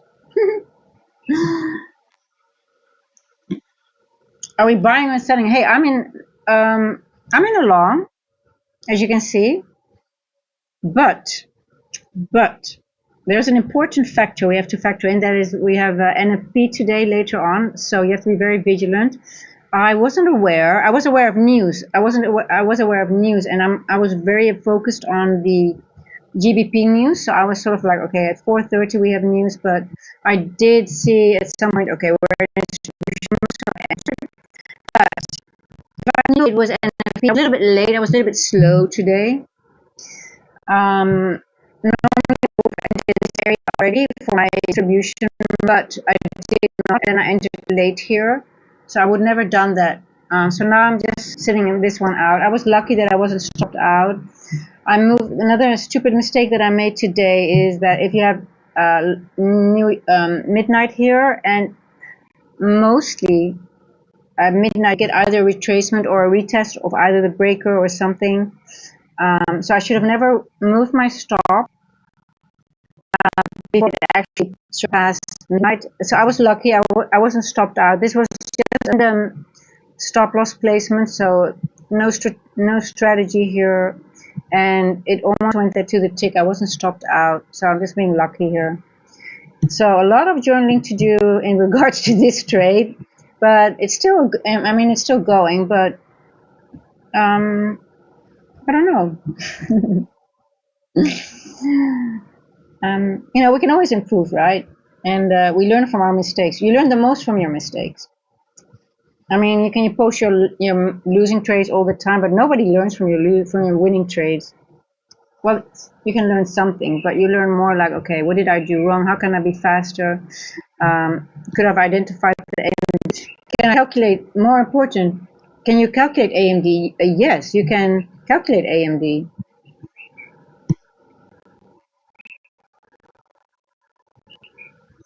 Oh, Dolly, are you so hot, my love?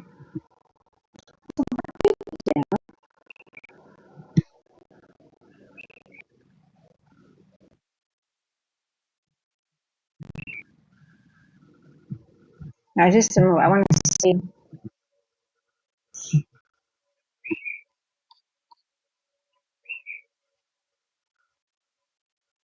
I think the correct one.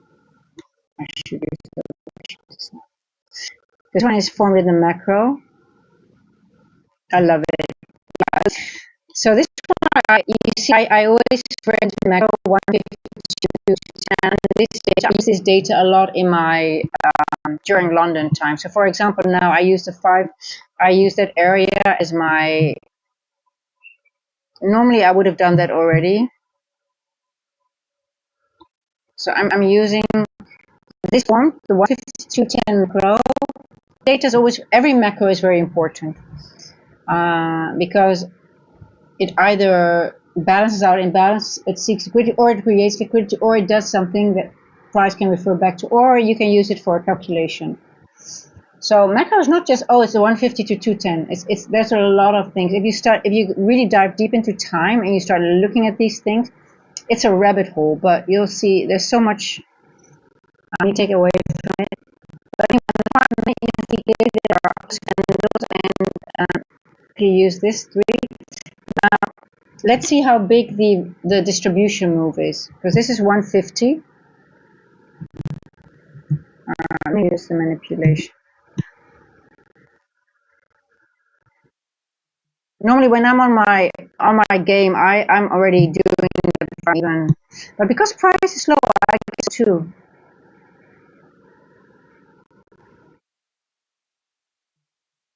Now I'm sort of thinking maybe I should get out here. This is the double, but let's see. Hmm. Let's see. Let's see. Let's see. Hmm. I'm gonna go back to the five again. Let me just do the five. I the five as well. Let's see.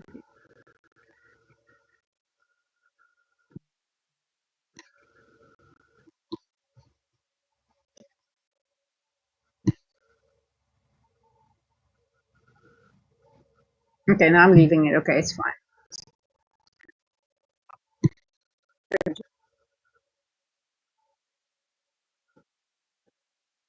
I think it was 34 ticks, right? Yeah.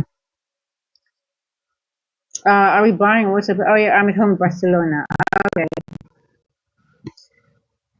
Barcelona. Okay, I'm so good. I'm leaving it here. Um,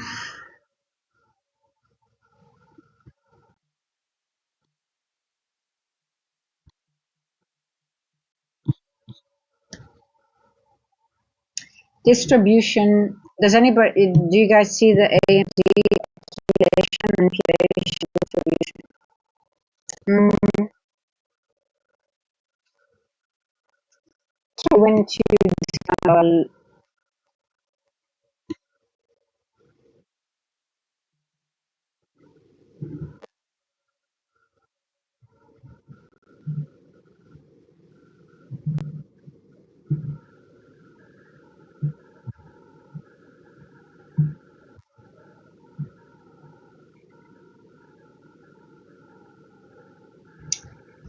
not to be small.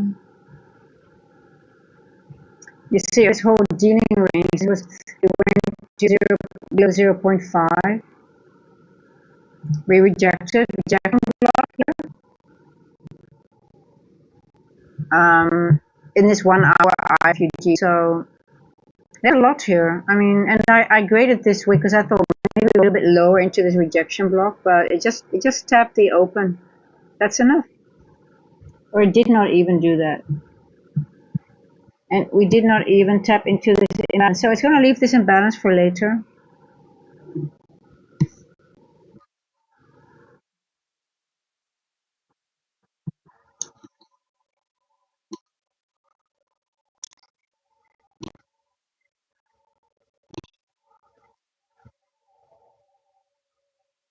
I'm just going to leave my trade, see if it works out.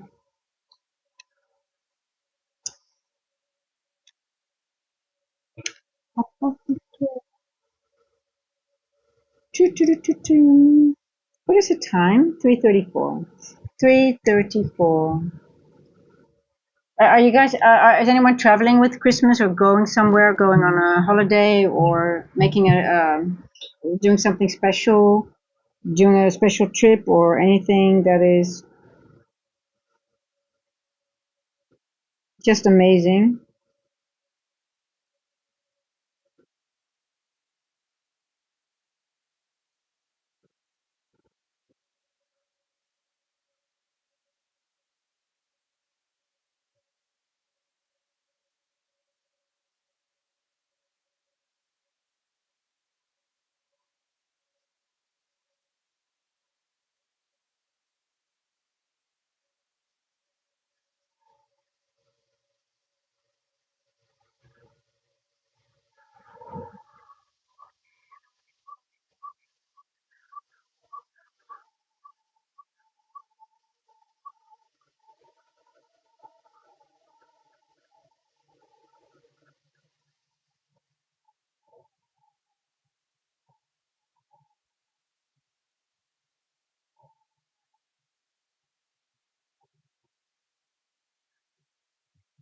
Toot, toot, toot, toot, toot, toot.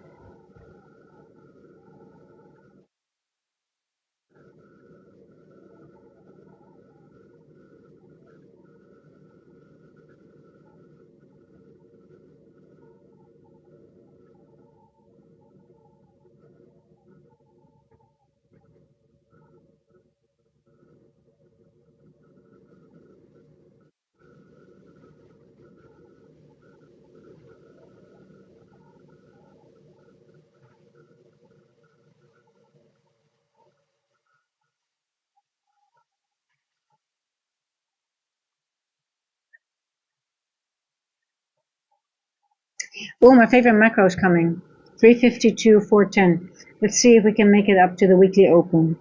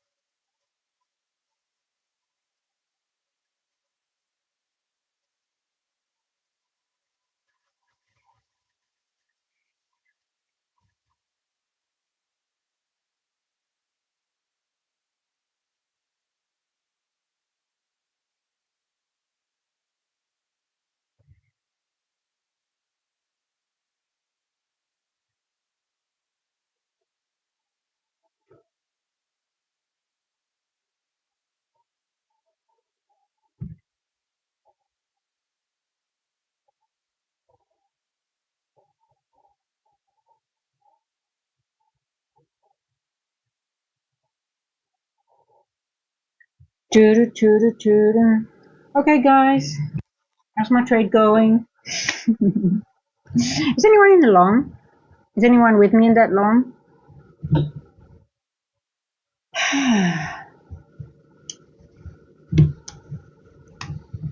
Chewy, chewy, chewy.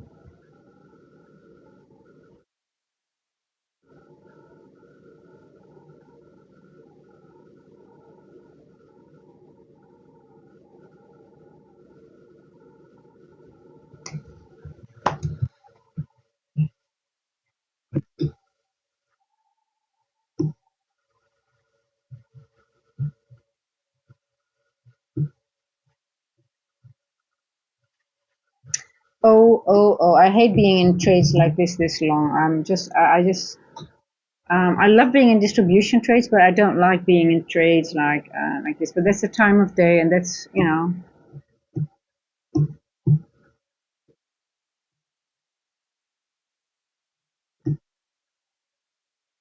that is how we roll. That is how we roll. 339. So I guess we're going down now. Um, Dewey, Dewey, Dewey, Dewey, Dewey, Dewey. Well, maybe we're not going down a lot because we're already above midnight. We're above the first percent fair value gap. We're above the first percent fair value gap of this morning. It's a London session, so maybe are yourself to stay in profit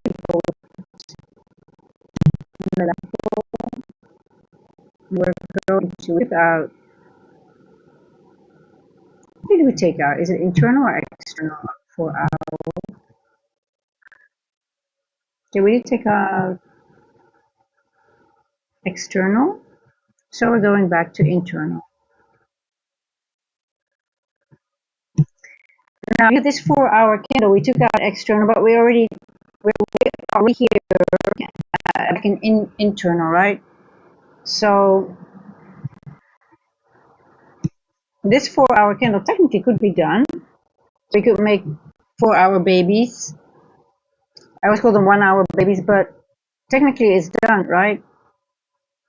It could go high, but it doesn't have to. Let me this way.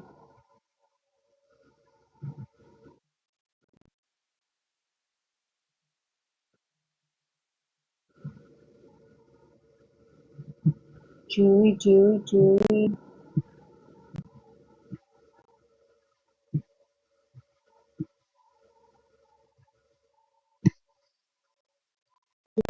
Okay.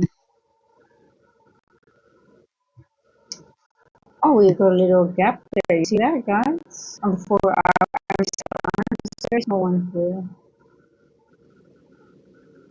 Very tiny one.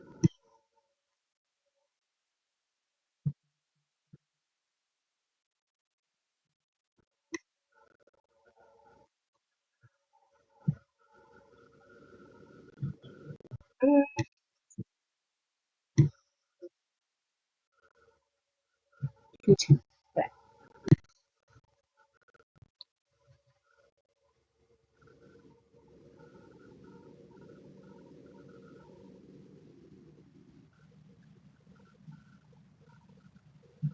I think I'm going to lower it a little bit to 213. We'll see. Okay. So 3:42. Favorite macro time coming before o'clock. Hey, seek for wisdom. This isn't the cleanest trade. It is still nice, but I was too late. Um, I moved my stop loss too fast. Hey, you're missing salsa. Nice. That's a good excuse. That's a good excuse to miss the trade. Hey, listen. Pips Digger made a really good point. There's NFP, and I missed that. So I know there was news, but I just didn't register. Otherwise, I would have never entered here. I would have entered here and never this late because of the. So it's not my best trade. Definitely not. And then it went down, and I thought, okay, I moved my stop. I'm not going to move it, and I didn't get stopped out. I should have been stopped out here, to be honest. Because we never moved because we never hit midnight. And you don't want to move your stop before it, because midnight can give a firm, retracement or something. And I think it was safe. I support, but it wrong. Not really, but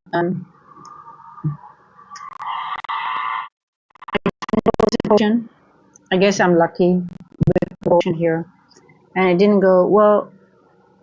Yeah, we did go a little bit lower, but we'll see. I mean, we'll see.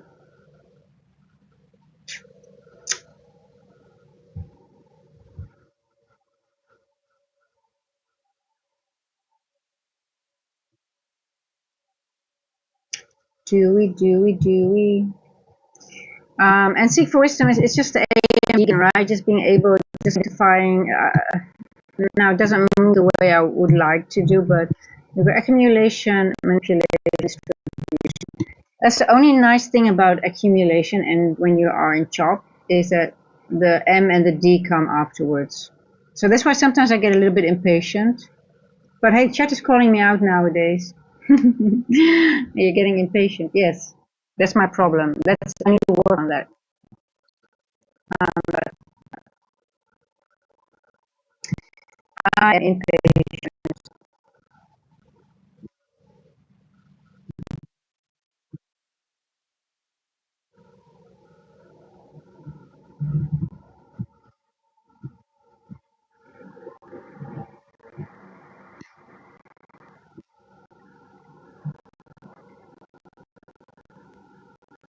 I'm modifying here.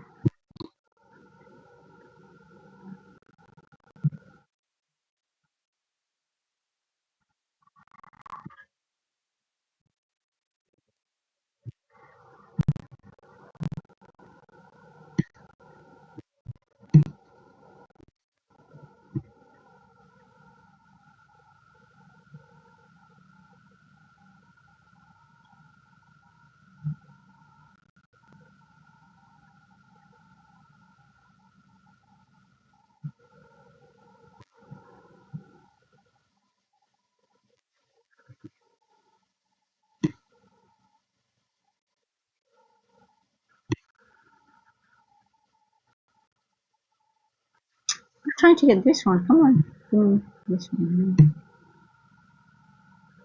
What are you? I am trying to move that other thing, and then every time it takes this one here.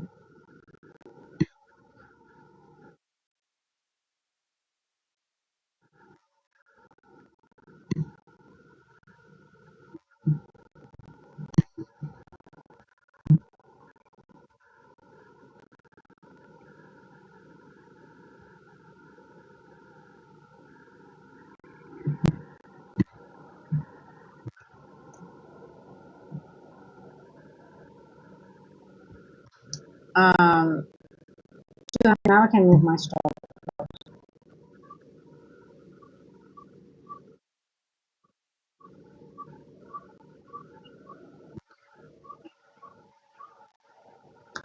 Hey, Jamali Beats. Hello, hello. Hey, listen, I've listened to some of the music. I didn't know that you were, guys, check out his YouTube page, Jamali Beats.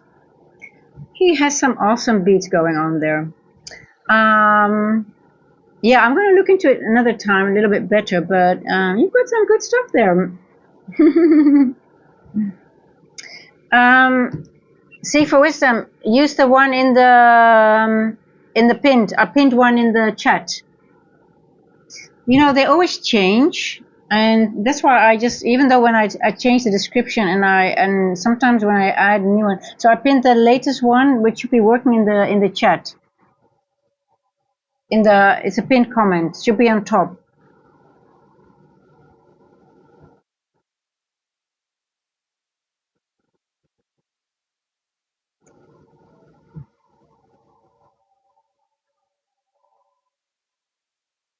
Um,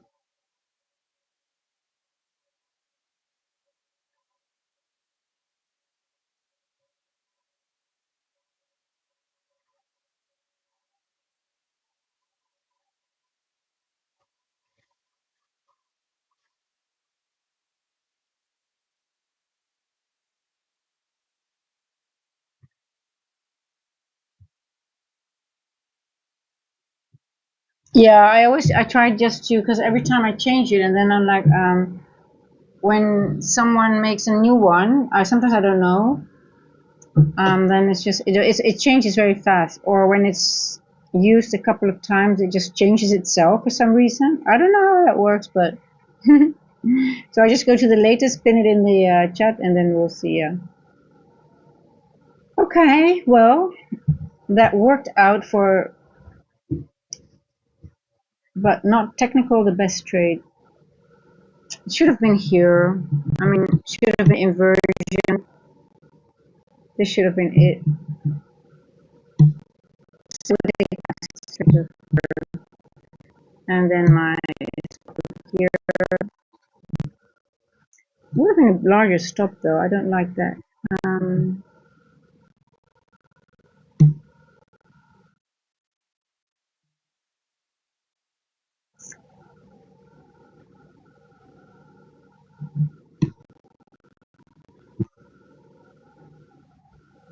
Distribution.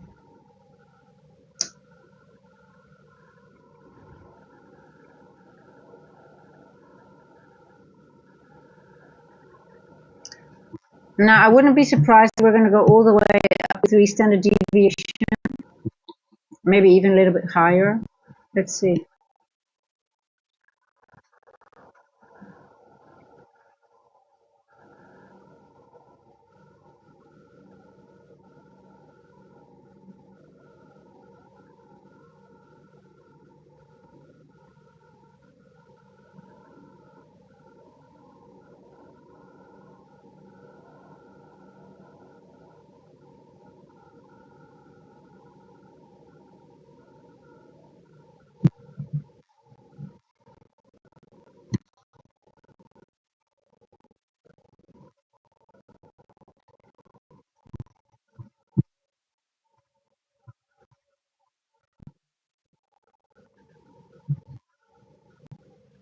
Yeah, I'm getting. I should get up. You know why?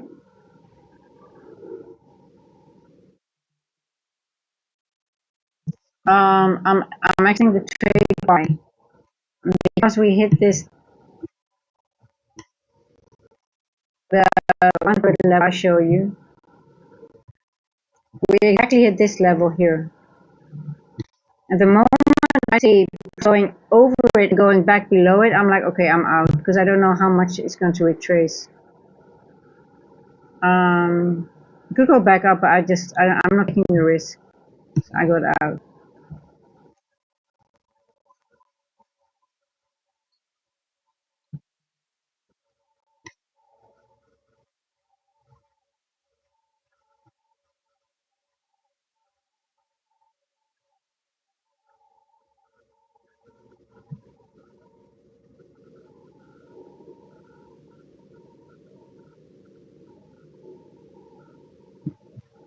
See this here, this candle?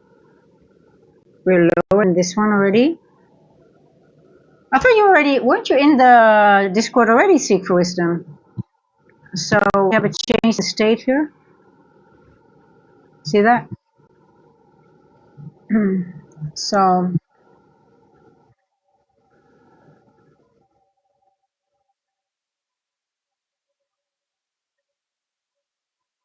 change in the state. Um,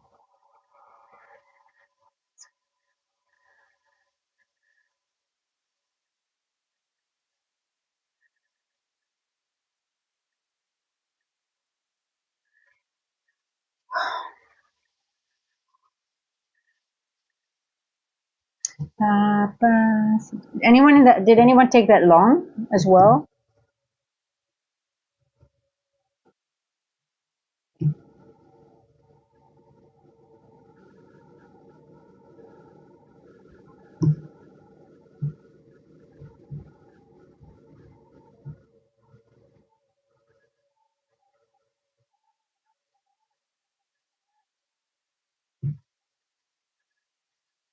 I think it's a short now, to be honest.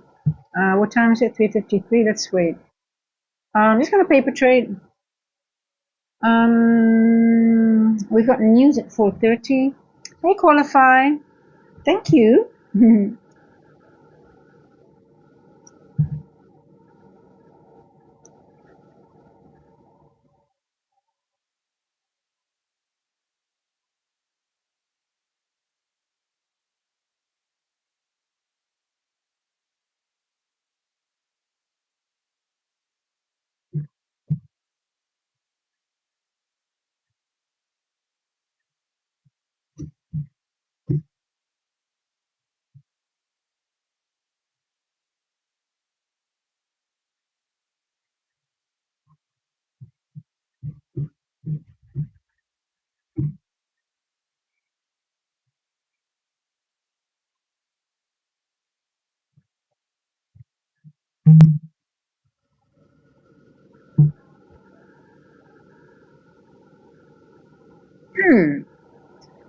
I wonder if I would trade this if we are going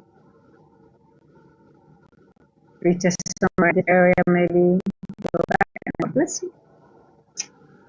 Hey, Andy Min. How's it going?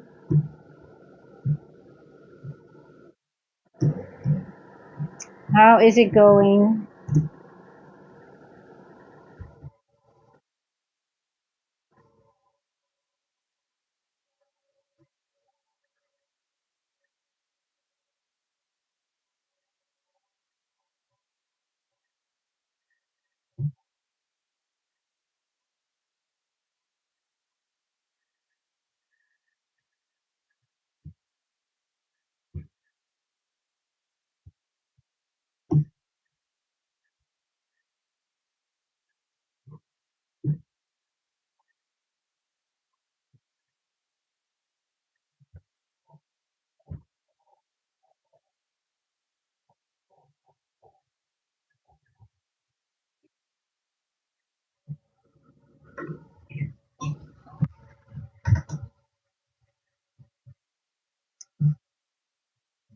See, it's my favorite macro, but it's now actually doing the least, right?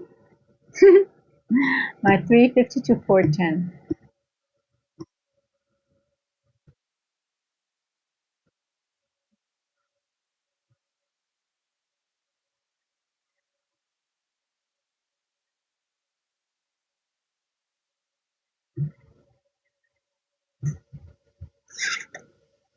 I'm thinking of taking just a paper trade. I wonder if this is a short for this macro. Let me see.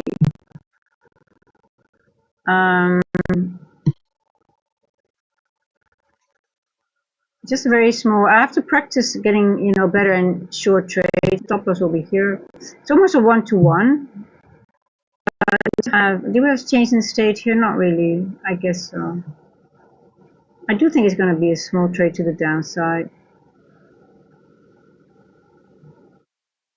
just a paper trade, guys. Just trying out some stuff because I'm a distribution trader. I usually only take longs now, or these longer trades. So I want to get better in scalping again. I sort of like haven't done it for such a long time now. Well,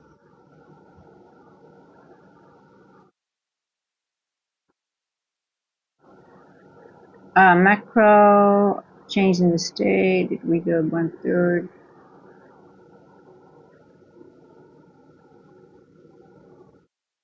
Are we going to retest this area?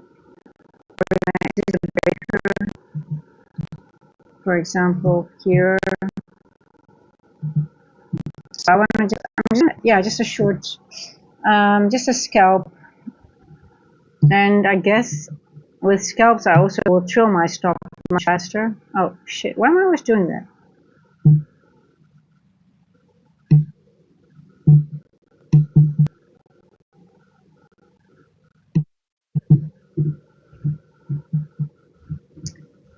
I think I'm just going to take it to this gap here.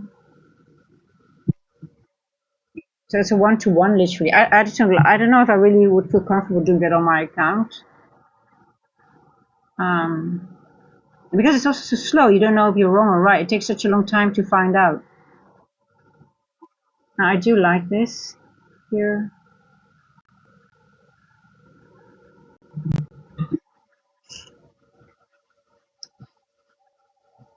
Scalpy, scalpy, scalpy. Who scalps here? I want to know. Who's a scalper in the chat?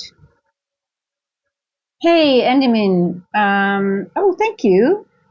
Well, we have a very nice community here, and it's all about just learning, growing, and having fun at the same time. Yeah, I think YouTube is starting to push me a little bit more now because as a YouTuber, reaching 500, and apparently my metrics are really, really, really good. So that is not because of me, but that's because of the viewers and the people that are hanging out here.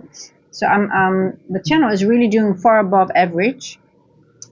It's actually behaving like a channel that has 2,000 subscribers. But that's not me, that is you guys. So I have to thank you for that. So I guess that's why they start pushing me a little bit more, and people are like, hey, I mean, you're in my feed. Like, yeah, I'm popping up in a lot of feeds now. Okay, I guess this is not going to work. It's too bullish, right? I don't want to have a paper trade. See, I still get, even though it's a paper trade. Hey, Bowser. Even though it's a paper trade, I just hate being in the red. I have to get stopped out. I have to journal it. I'll just let it go. But when the bias is bullish, I never go short. This is also something I should not do. It just goes against my. I do think we're going to create some more trend line. Let's see. But I'm not comfortable in this trade at all. I'm just not used to scalping anymore.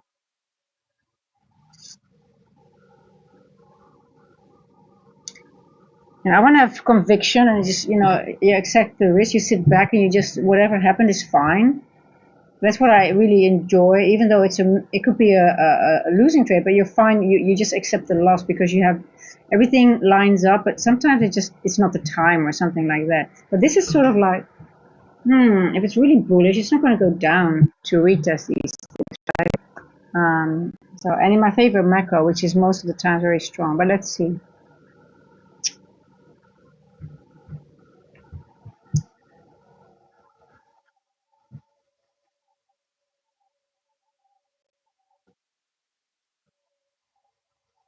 Okay, well, still I'm not comfortable, but it might be a winning trade, but it's not what I really.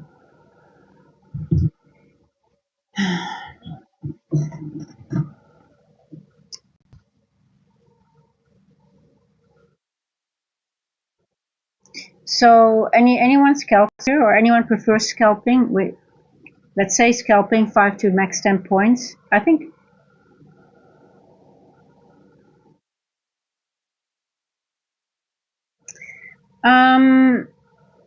Yes and no, because sometimes it doesn't even go to the EQ. You can also just go to 38%, right? I think there's a lot of people go wrong with that because everybody thinks, oh, it's just a midpoint, but sometimes it doesn't even go there. When it's very bullish, it doesn't even reach the midpoint. It just goes to 38%.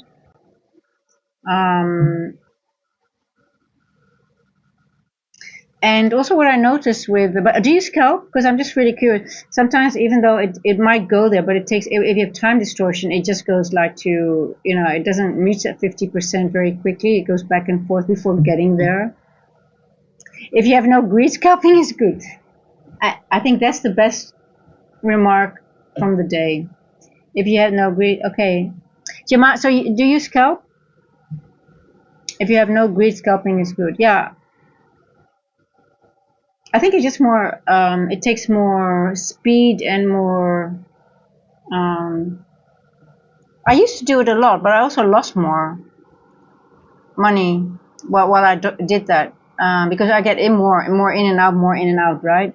So and then when I start getting better in those larger distribution moves, and I start, okay, really, I can get 50, 60 points. Hey, I'm going to focus on that. And I got like a notice from the funded companies that I wasn't allowed to. I got in and out too fast. So I thought, okay, you know what? I'll change it. And I'm understanding now the market make a buy and sell model. So I'm like, okay, I can now trade the larger moves. So I sort of stopped doing it. But I stopped doing it. Well, I actually hadn't really improved my strategy, I guess, if I can put it that way, because I lost, yeah, my R to R wasn't just, yeah, it wasn't showing my P&L. I didn't get green on it, I guess.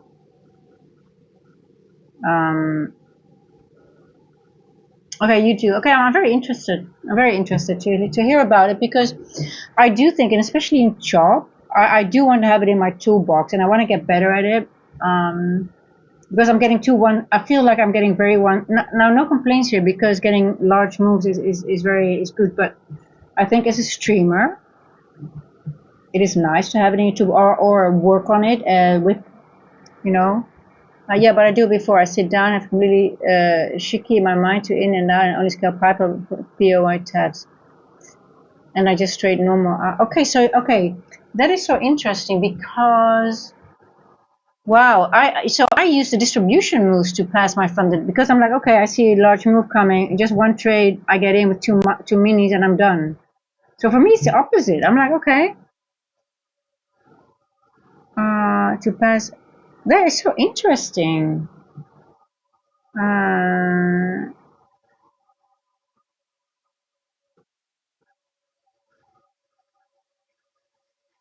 Because for me, it's like when I can identify like a larger move coming, why would I, put myself through that hassle of going in and out and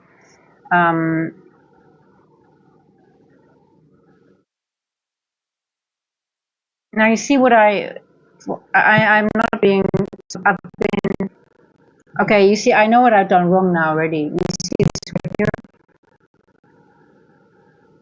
It's not going to go, it's not going to come further back down now. I know that this is it. This is the low. I have to be stopped out. I know what I've done wrong. Can you guys see what I've done wrong? You see this wick here?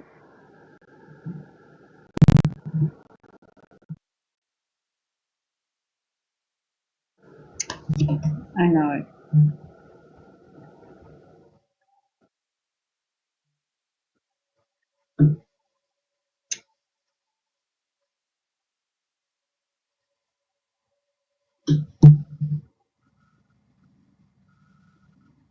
If you see a wick like this, most of the time, always most of the time,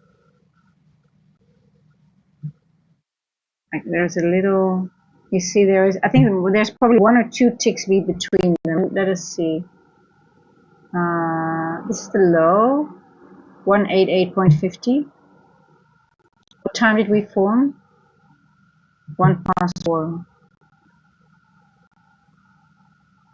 188.25. You see, there's just one tick in between them.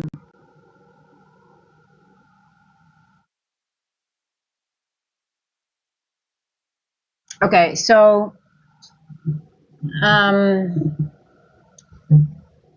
now for me it's already very clear. I can already see it. I know exactly what price has been doing. It's also here, you know, it just everything that was needed to be done is this candle has lack manipulation. It only needs to give this a little wick, and normally it doesn't even touch this one. And there's a little gap here, just a little gap. And let me see. You said put a flip on the 340 candle up to 350, and look what price turn. 340 to 350 on the 1 minute. 340. Oh, just the range, yeah. Yeah, it's likely 38% or something. Hey, these things really work, right? It's not, there's no, it's an algo. uh, mm-hmm. Isn't it just amazing, right, guys? Yeah, see, so all those little things, they all line up, right? So, but technically, no, this is not a balanced price range. No, because we have gaps here.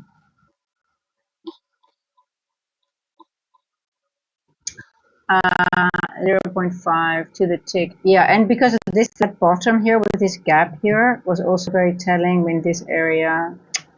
Thanks, yeah. Yeah, okay, I like that. When I'm scalping, I trail behind every 1 minute candle that closes above another candle with a wick. My goal is not to be right, just to make some money. I love that. Guys, I'm gonna practice this more, and I would love scalpers to post their trades in the Discord. If you, I really want to, because you know, I think most of ICT traders we take larger trades. I think. Um, Now, there's nothing wrong with that. Don't get me wrong. There's really nothing wrong with that. But in different environments, you want to be able to, for example, when I'm just sitting here, I want to be able to catch this trade as well to the tick. You know, why not? Why?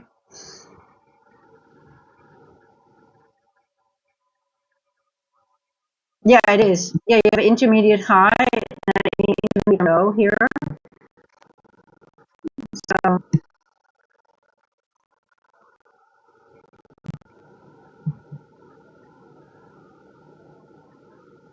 mm-hmm.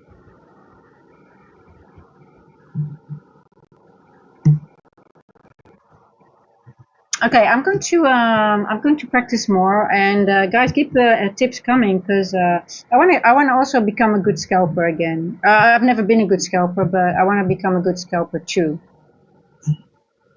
Let me rephrase it because I've never been good at scalping. So yeah, so I yeah so Jamali so you also take longer trades, or I know Jamali Beats already said it, but because what I do hear a lot is that if one does one, they not tend to do the other a lot. So it's either or. But I would love to hear people who do both. But I know Jamali Beats is doing that. Um,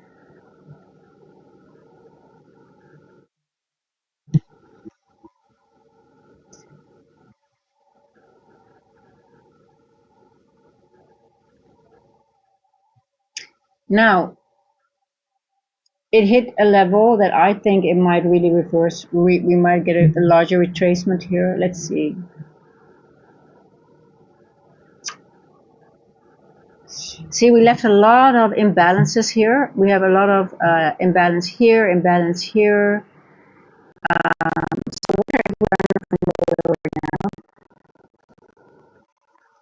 My favorite level at 1.25. I trade session swings on the 5 minute structure. Okay.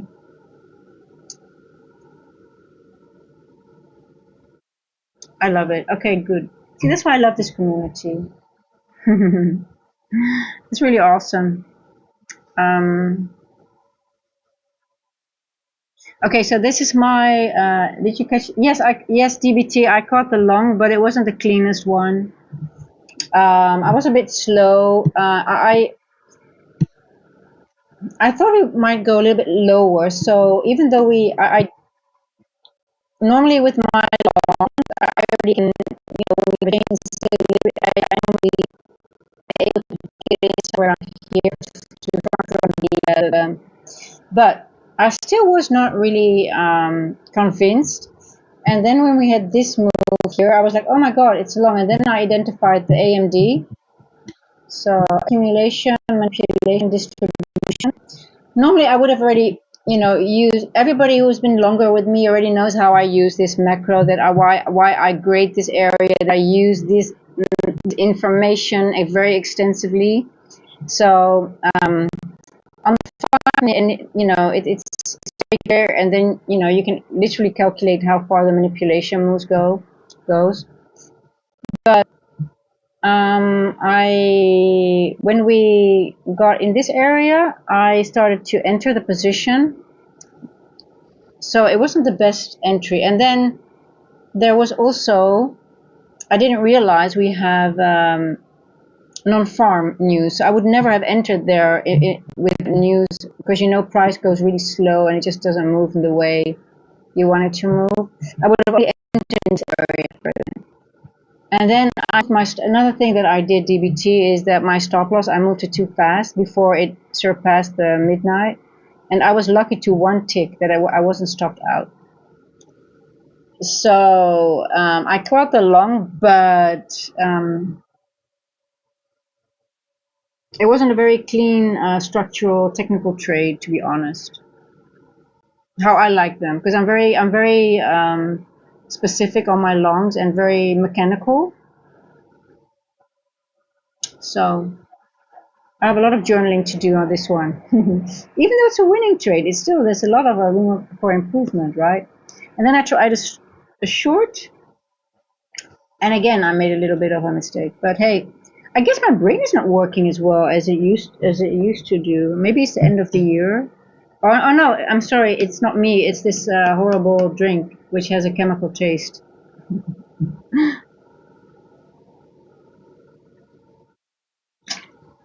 Did you catch that long DBT?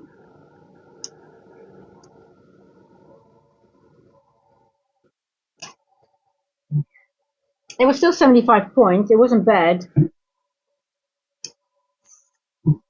But, it's a distribution move.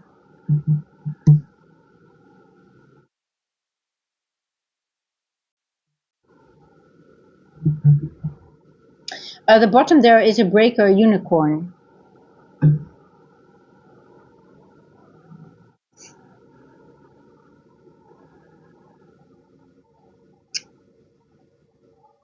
You mean in this area, or do you mean in this area?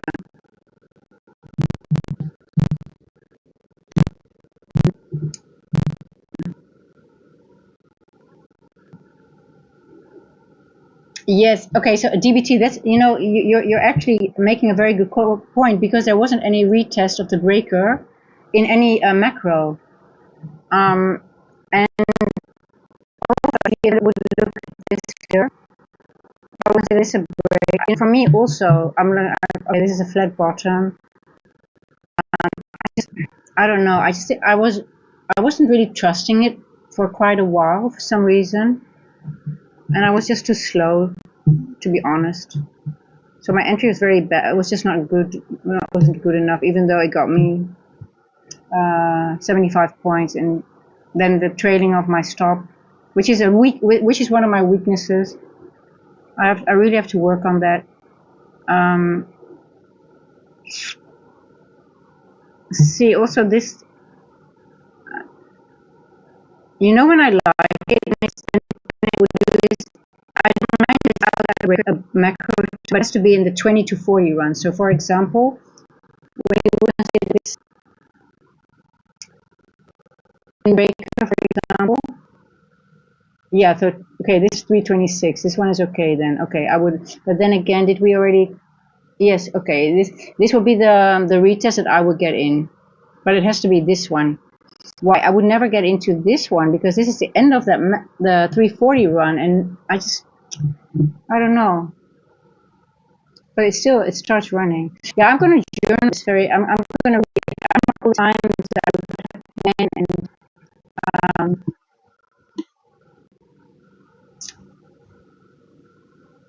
I'm not happy with this trade. To be honest, okay. I'll have a look at DBT.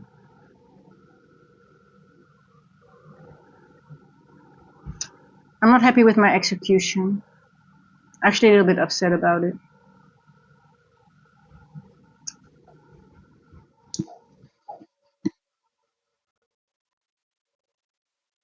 Okay.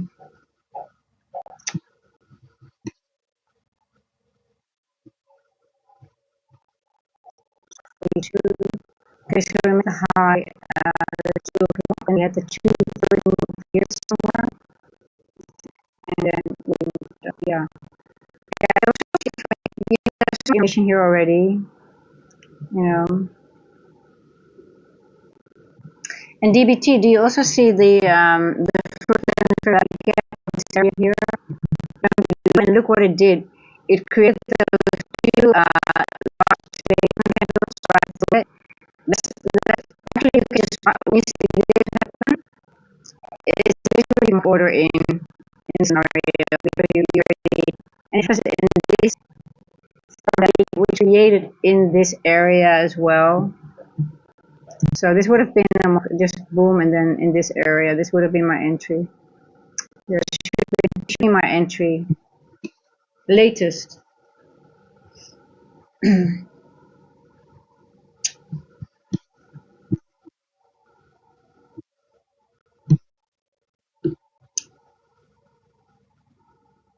Yeah.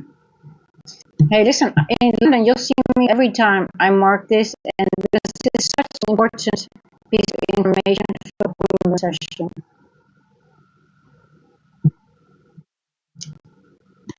Now, ICT, and I keep repeating it, ICT always says this is the only fair value gap that is invalid for London, but because it doesn't have retest, I'm going to leave it. I showed you guys yesterday how that fair value gap has been used over and over and over again. Let me go to the 5-minute. Look here, yesterday. Okay, so we used it here, then we drew it. Look here, retest, boom, for the move to the downside. Then, again, for Asia, retest here, boom, down. It goes below it, and then one more time back and then down. So, look at this one here, 11:30, 11:25, boom.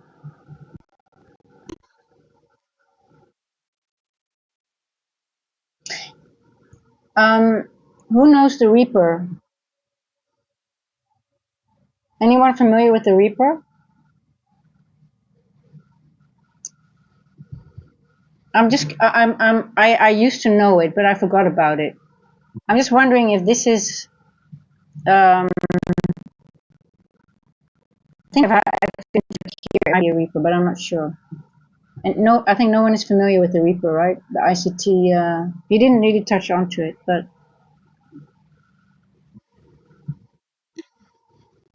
you see, it's just, I mean, so I managed to catch that one, this, I didn't catch the short. What's a 30 move here? Oh yeah, I caught this one here to the downside.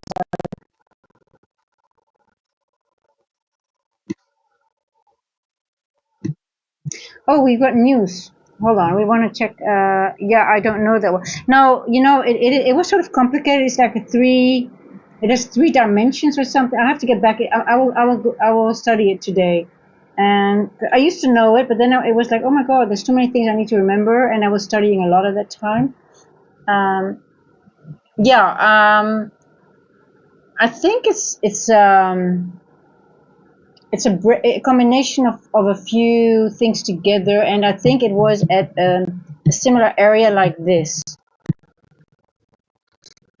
ICT when he went over this first presented fair value gap, and then he mentioned the one between 1:30 and 2 Eastern, and I asked him the question on X. I said, "Oh, but I thought he said in another video, like, oh, the one that is created in the midnight opening range. There's also like we have multiple opening ranges, right? So So I asked, I said, well, I'm a little bit confused now because I thought that you said that the one that is created between midnight um, and 0:30 is the most important one. So he responded to that. He says, well, the one that is created between 1:30 and 2 p.m. Eastern is only to use in London time. And the other one you use throughout the day or through the week, no matter, it could be a longer time. But so I created them, but I sometimes just forgot to take them off. And every time I notice, either in Asia, it taps into it and it just goes off very far. And so, and again here, I'm like, I don't know if it's that insignificant. Look at this. The 38%, yeah, it goes into to the downside, right? It's quite a big move. So it's quite some points, and the time matches up 120 points. Oh my god. So I made a video about trolls, and I have one segment of that video is like we get silly comments and very just childish, and I point out to them, and one is exactly that one there. ICT is I can't trade, and I mentioned that, okay, so we consider that a baby troll, and we just laugh of it because it's just malicious, just childish, um, and people really think they're funny, sort of, and I don't know. But hey, dude, listen. I don't know if you can read, but I think it says on my thumbnail ICT based, and it's sort of like, I don't know, it's also in the description. So I always wonder why people come into a space where it's about ICT trading and other things. So I'm always curious. But you're so funny. ICT can't trade. We never heard about that.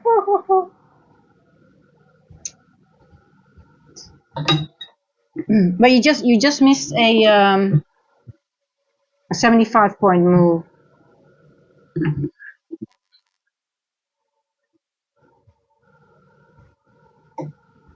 It's not childish. Price action is king. Why do you think? Yes, price action is king, and hedge funds don't trade eyes and all trade PA.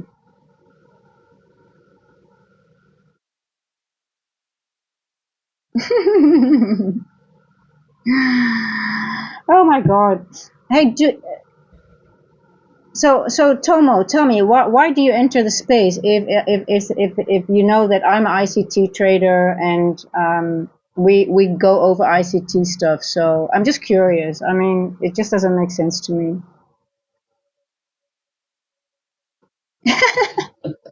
No, I'm just curious. Hey, listen. Well, I actually don't think it's like you can't fix stupid. Yeah. So are you yes.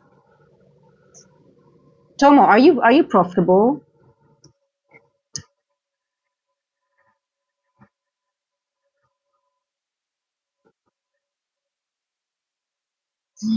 Oh, this retail bullshit. I mean, it's just. I mean, it's actually so. I'm just surprised. Guys, I'm just surprised. I'm just sort of like bad ICT, so you can't fix stupid. Yeah. Yeah, it is. I know. Most payouts are from ICT traders. But anyway, okay. You want to make a point? Come on, make a point.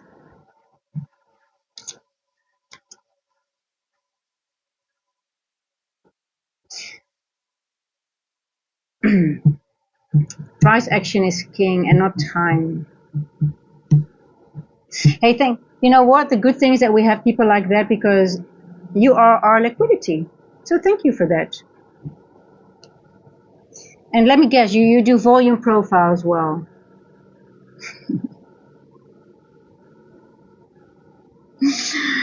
Oh God, I'm sorry. I'm getting a little bit nasty now. Hey Tomo, listen. You make the chart. ICT. I can't trade. Either you're 15 years old, because it's such a. I mean,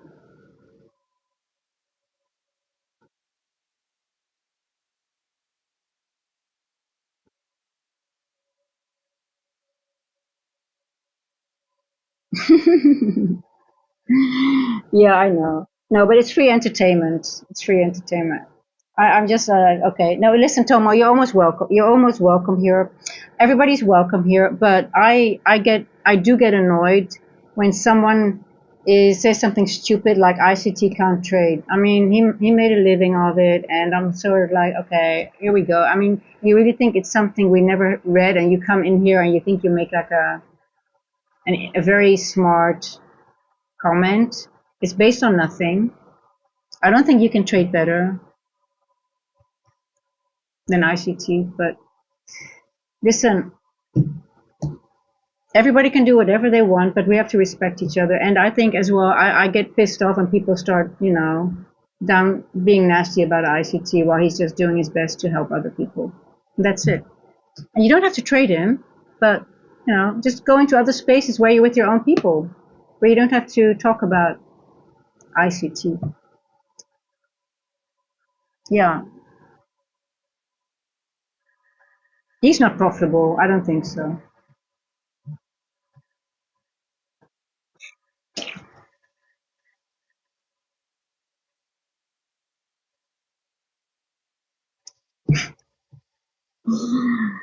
Oh, so I use that example in my troll in that troll video, but I wasn't supposed to react the way I actually did. But sometimes I just feel like, you know what? I just feel like bitching on someone.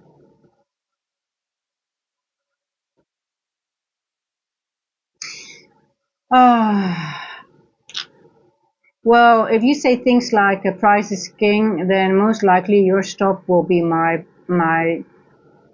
entry point. There's people don't understand price. That time is more important than price.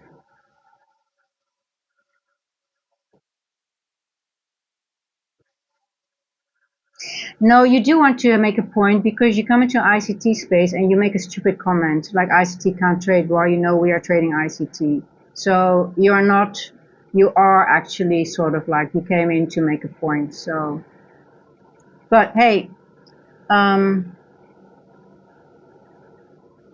I'm just going to be nice to you now because I think anybody can make a mistake. But if you just want to be around here and you're more than welcome. But if you don't like ICT, it's not your space. But I appreciate the apology. Trader Archive. I just joined. I have a question. Do you think it's a good day to trade? No, it's not a good day to trade because not until the news has been released because it's NFP news, and price will be held down a little bit and might be a little bit fickle. So 8:30, there's a lot of red folder news coming. But the ADP weekly employment change is still tentative. Then we have hourly earnings, core retail sales, non-farm employment change, which I actually missed. Thank you for someone in the chat pointing that out. Retail sales and unemployment rate. So they put a lot of red folder news in there. And then 9:45, we have flash manufacturing PMI. So if you would trade, I would definitely wait till after 10 o'clock and see what the price action is doing. I'm not touching anything anymore. Let me see about tomorrow.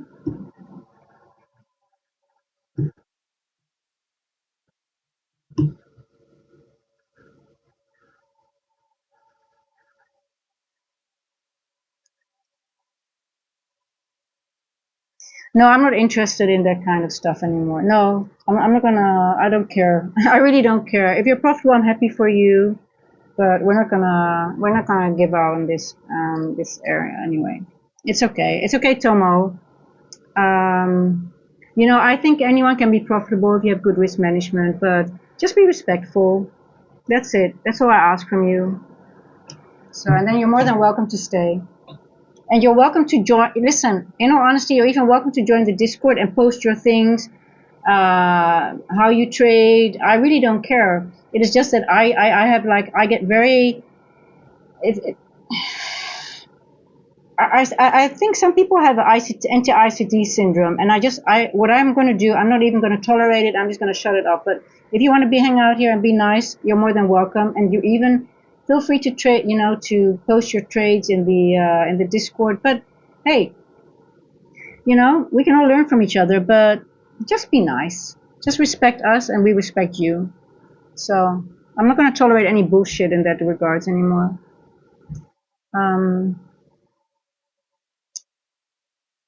But I don't I don't have to see your proof.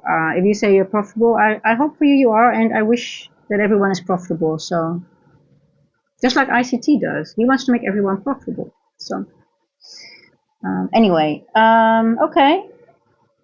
So Trader Archive, it's a good time to paper trade now, to practice and to go over your models and see if you see them. And also on days like this, especially when you have news like that, there's a lot more manipulation. So you just want to be a little bit more careful.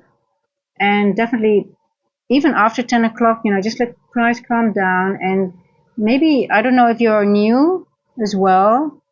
It's also a little bit time of the year, price, the yearly objective, the monthly objective, we're sort of like almost done. So there is some movements to be made, but it's going to, they're getting less and less, the A+ setups. There'll be more consolidation. So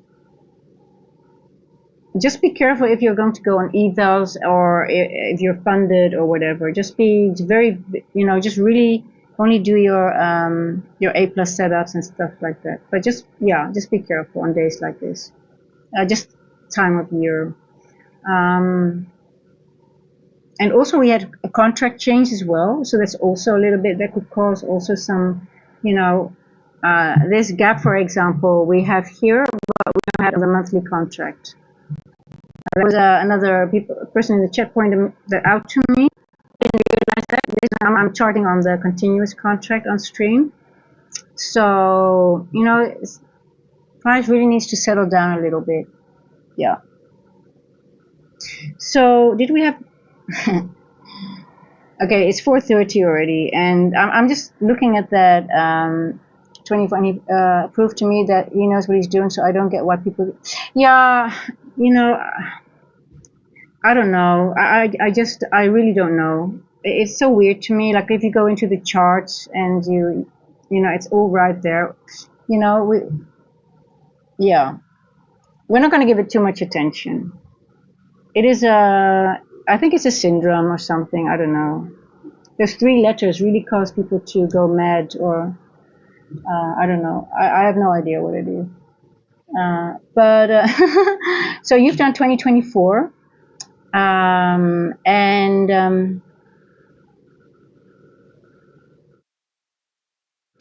a good trader in group in Iris pointed out a gap between contracts on NQ and our dump field. That gap kind of interesting.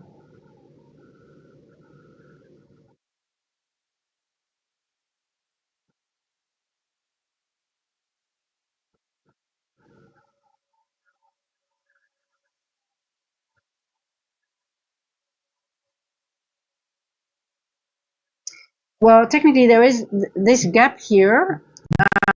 It's an monthly contract, so that's like the difference. It's not like, there's no gap on the monthly. So it's interesting to see, but I do think that we can see this. This is not a maker side. We're going to go back to the first presented fair value gap. But I just wanted to point out between December and March and contracts and March. Okay, between December and March, yes. Yes, but so on the 8 contracts, gap is not missing. There's no gap. You see this? This last gap here. It's not on the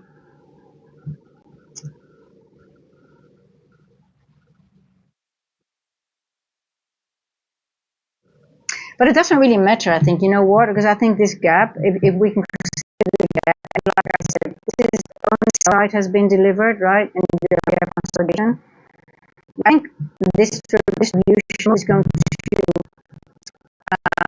finish this gap in terms of provide the buy side as well and make it here. So let's see. So then there is no difference anymore between the monthly and the continuous contract, if you understand what I'm saying. So if this would go up, which I think it would do, then we don't have any rebalance the gap, if that makes sense. Because if I would look at this gap and I would only see sell side, I would think, okay, we need to balance that gap and we need buy side. But it's already doing anyway. So um,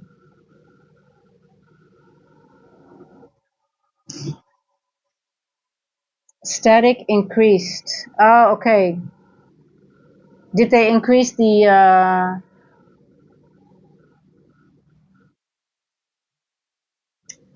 I just want to check the. Okay, so we just had that manufacturing GBP news, a red folder, but there was hardly any movement. You see that? So this is that. So that's why I just wanted to watch that GBP news. If we would get like a. Has anyone watched that GBP news before? I mean, it doesn't seem to really do anything, right? I thought GBP for GBP for the PMI for GBP might be a little bit more, give us a little bit more of a direction, but not really.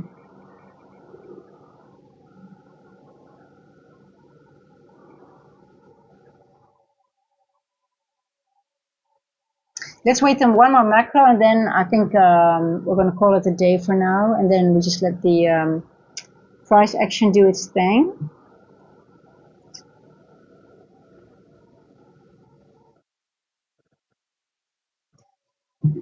So we went to 150, manipulation, and also 150 of this move here.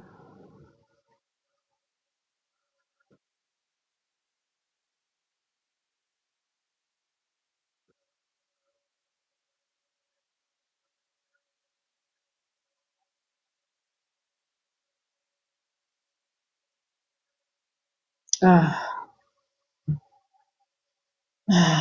you kidding me?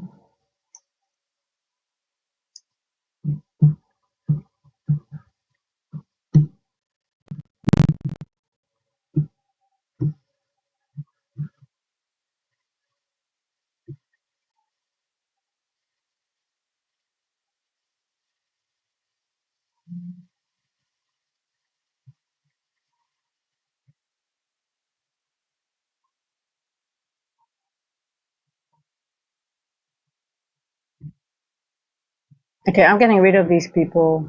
I don't, you know.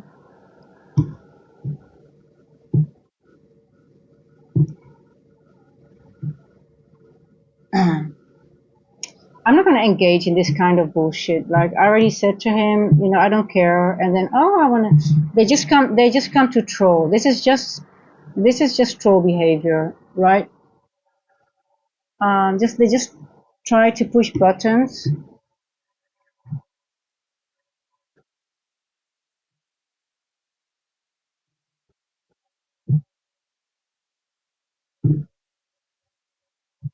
That's how we do it. We just ban, deport, or turn them into stone.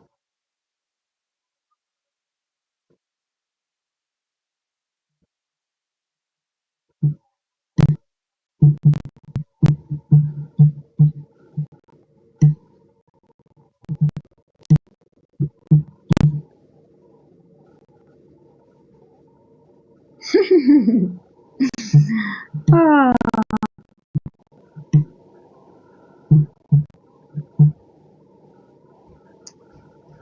I don't hope he came into the Discord. Let me just see. I'm going to deport him there as well.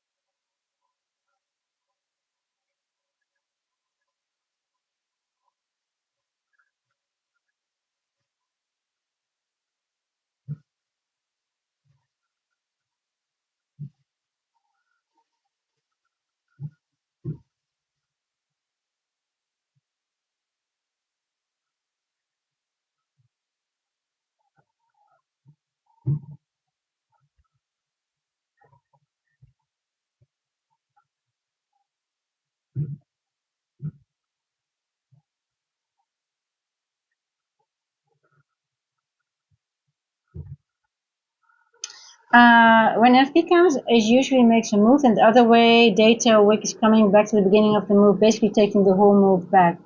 Would you say it's similar to FOMC?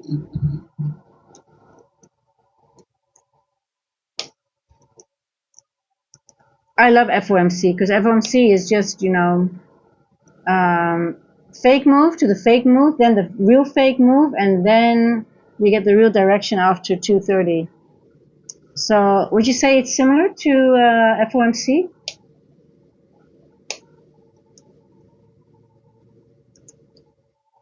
So I just want to go back into the monthly. I want to show you guys the monthly again because at some point I don't have an edge anymore because I'm like, okay, okay, let's go over the monthly. Just forget all the this monthly here, and I'll get rid of this. So the monthly now looks pretty bearish, right? And I graded this wick here, so that's here to here, and this 0.5 of that wick. So for me, it's like, okay, once we are there, I'm curious to see what we're going to do. That's why I graded only the 1 hour FUG because I thought, okay, let's say like the 4 hour IFUG is larger, so we might even go all the way here because we also have a wick here, right? But I'm just showing the large. You can see we 0.5. So it's right over here. But then I'm like, okay, what are we going to do the rest of the year, right? I mean, it's a monthly candle. We've got till the 31st with a few days excluded, right? So it's still, how many days do we have? Let me see.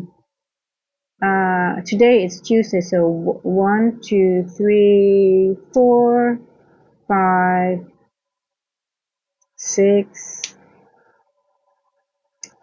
7, 8, and then 2 half days, right?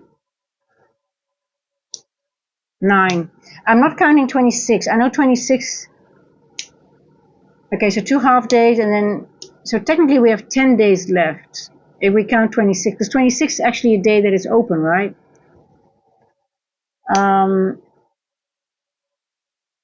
So we've got 10 more days, and the monthly is, are we going to take out all these, are we going to go really lower and go into these here? So I'm just going to monitor how monthly is going to be. So this is for me an important point of interest, the 24,950-ish, to see how it's going to react in this area. Now we already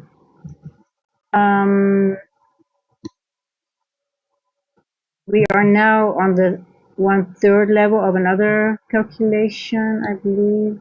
Oh no, that's of the same. Okay, we're back here now. So yeah, we could stay here for a while. We could go down, right? All possible, as long as we don't go over this one here, 25,732. Did I say that correctly? Yes. So yeah. So let's see today.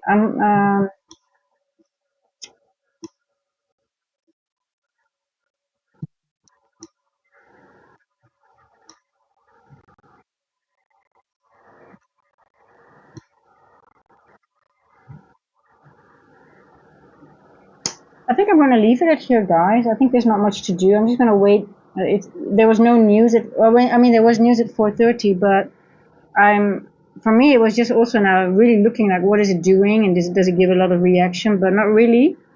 So, not like our PMI and CPI, we really get a stronger, but not here. So, oh, we did go into the first percentage that we get of yesterday's session. So,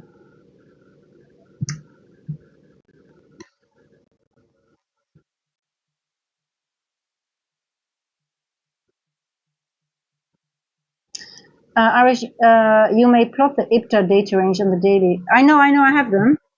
I use them every day. I look at them. I'll show. Hey, listen. I scout for imbalances every day before I start the.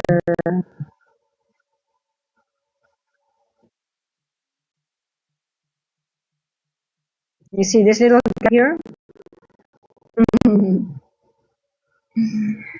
and you know it's so funny. We just have four. We just have look literally in a sort of like consolidation area.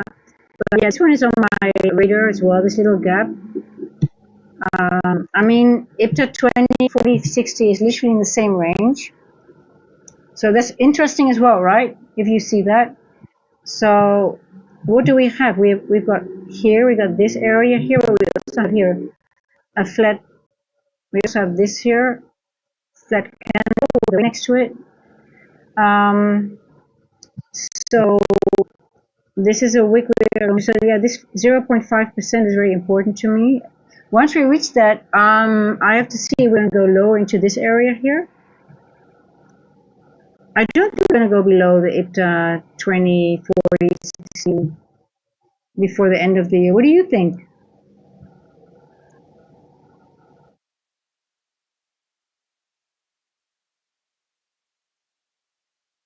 Unless we have some really, really bad news maybe, but um, it's about 1,000 points, right?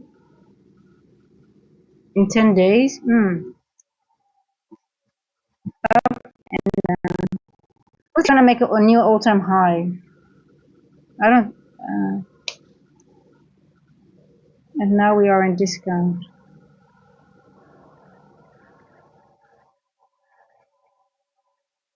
So even though we would fill this gap, we would still be in the 79%, which is really bullish. It's still this gap. So I know them by head because I've done them every day. I think every day when I start the day, I go over the IPTA levels. So even though we go way down and we fill this little gap here, we could still go back up, right? Still be bullish. So yeah.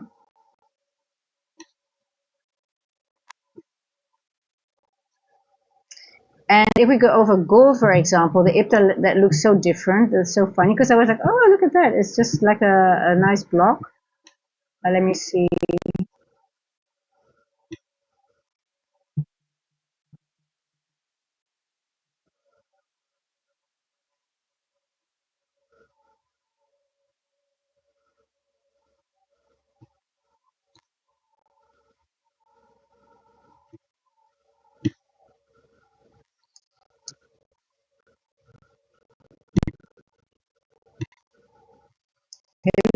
IPTA levels on gold.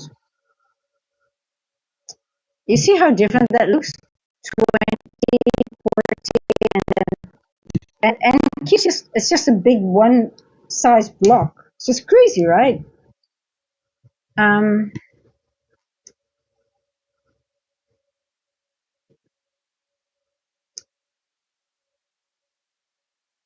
this looks very juicy.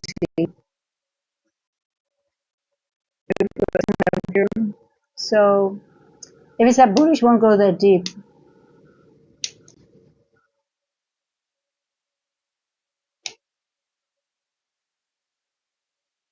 Yeah, we'll have to see, right? I mean, we just have to wait. We wait, wait, wait. We waited a lot. Yeah, we still have a block here.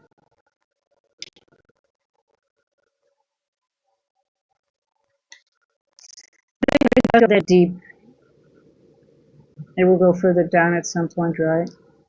Because then we go through this one here.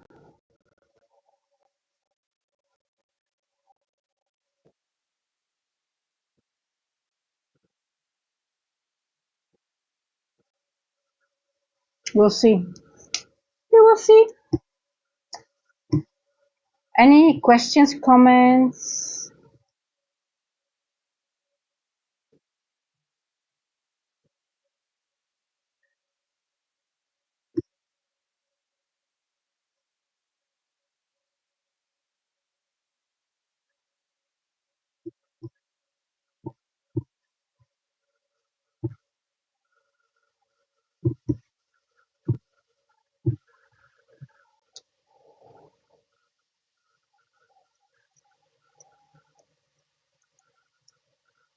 No questions?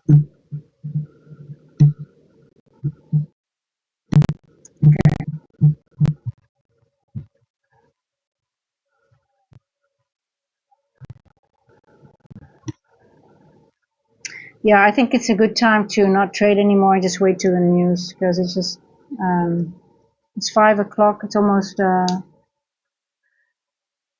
party time at 8:30. I think I'll start a stream at 10 because I do want to be part of the price action. Just want to watch, and I'm only going to trade if it's really A plus, and just I'm getting used to it on my hands, and maybe just bite someone's head off, maybe if possible. I'm just joking. Okay, guys, thank you so much again. I'll see you later today, and thank you for all the input as well on the scalps. Very interesting. And thank you guys for pointing out a few things that I forgot to properly see, like the news. I did see the news, but I didn't register the. You know, this is something that I also noticed. Like all these specific elements, you get so used to them. So, like NFP, all NFP things are always in the first week. So I do go over the news, but I didn't register because for me, all NFP things are in that first week, so we don't have to worry about that anymore.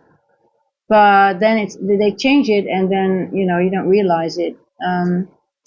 So, but yeah, I wonder if that's causing the price to be fickle, that specific news item, or is it just the combination of specific things? But we'll see today. Yeah, thank you guys so much again for everything, for supporting the channel and just hanging out. It's just fun. I just love it. I just love it. So I'll see you guys later today, and thank you again so much. So it's all about you guys. So thank you, and we'll chat later again.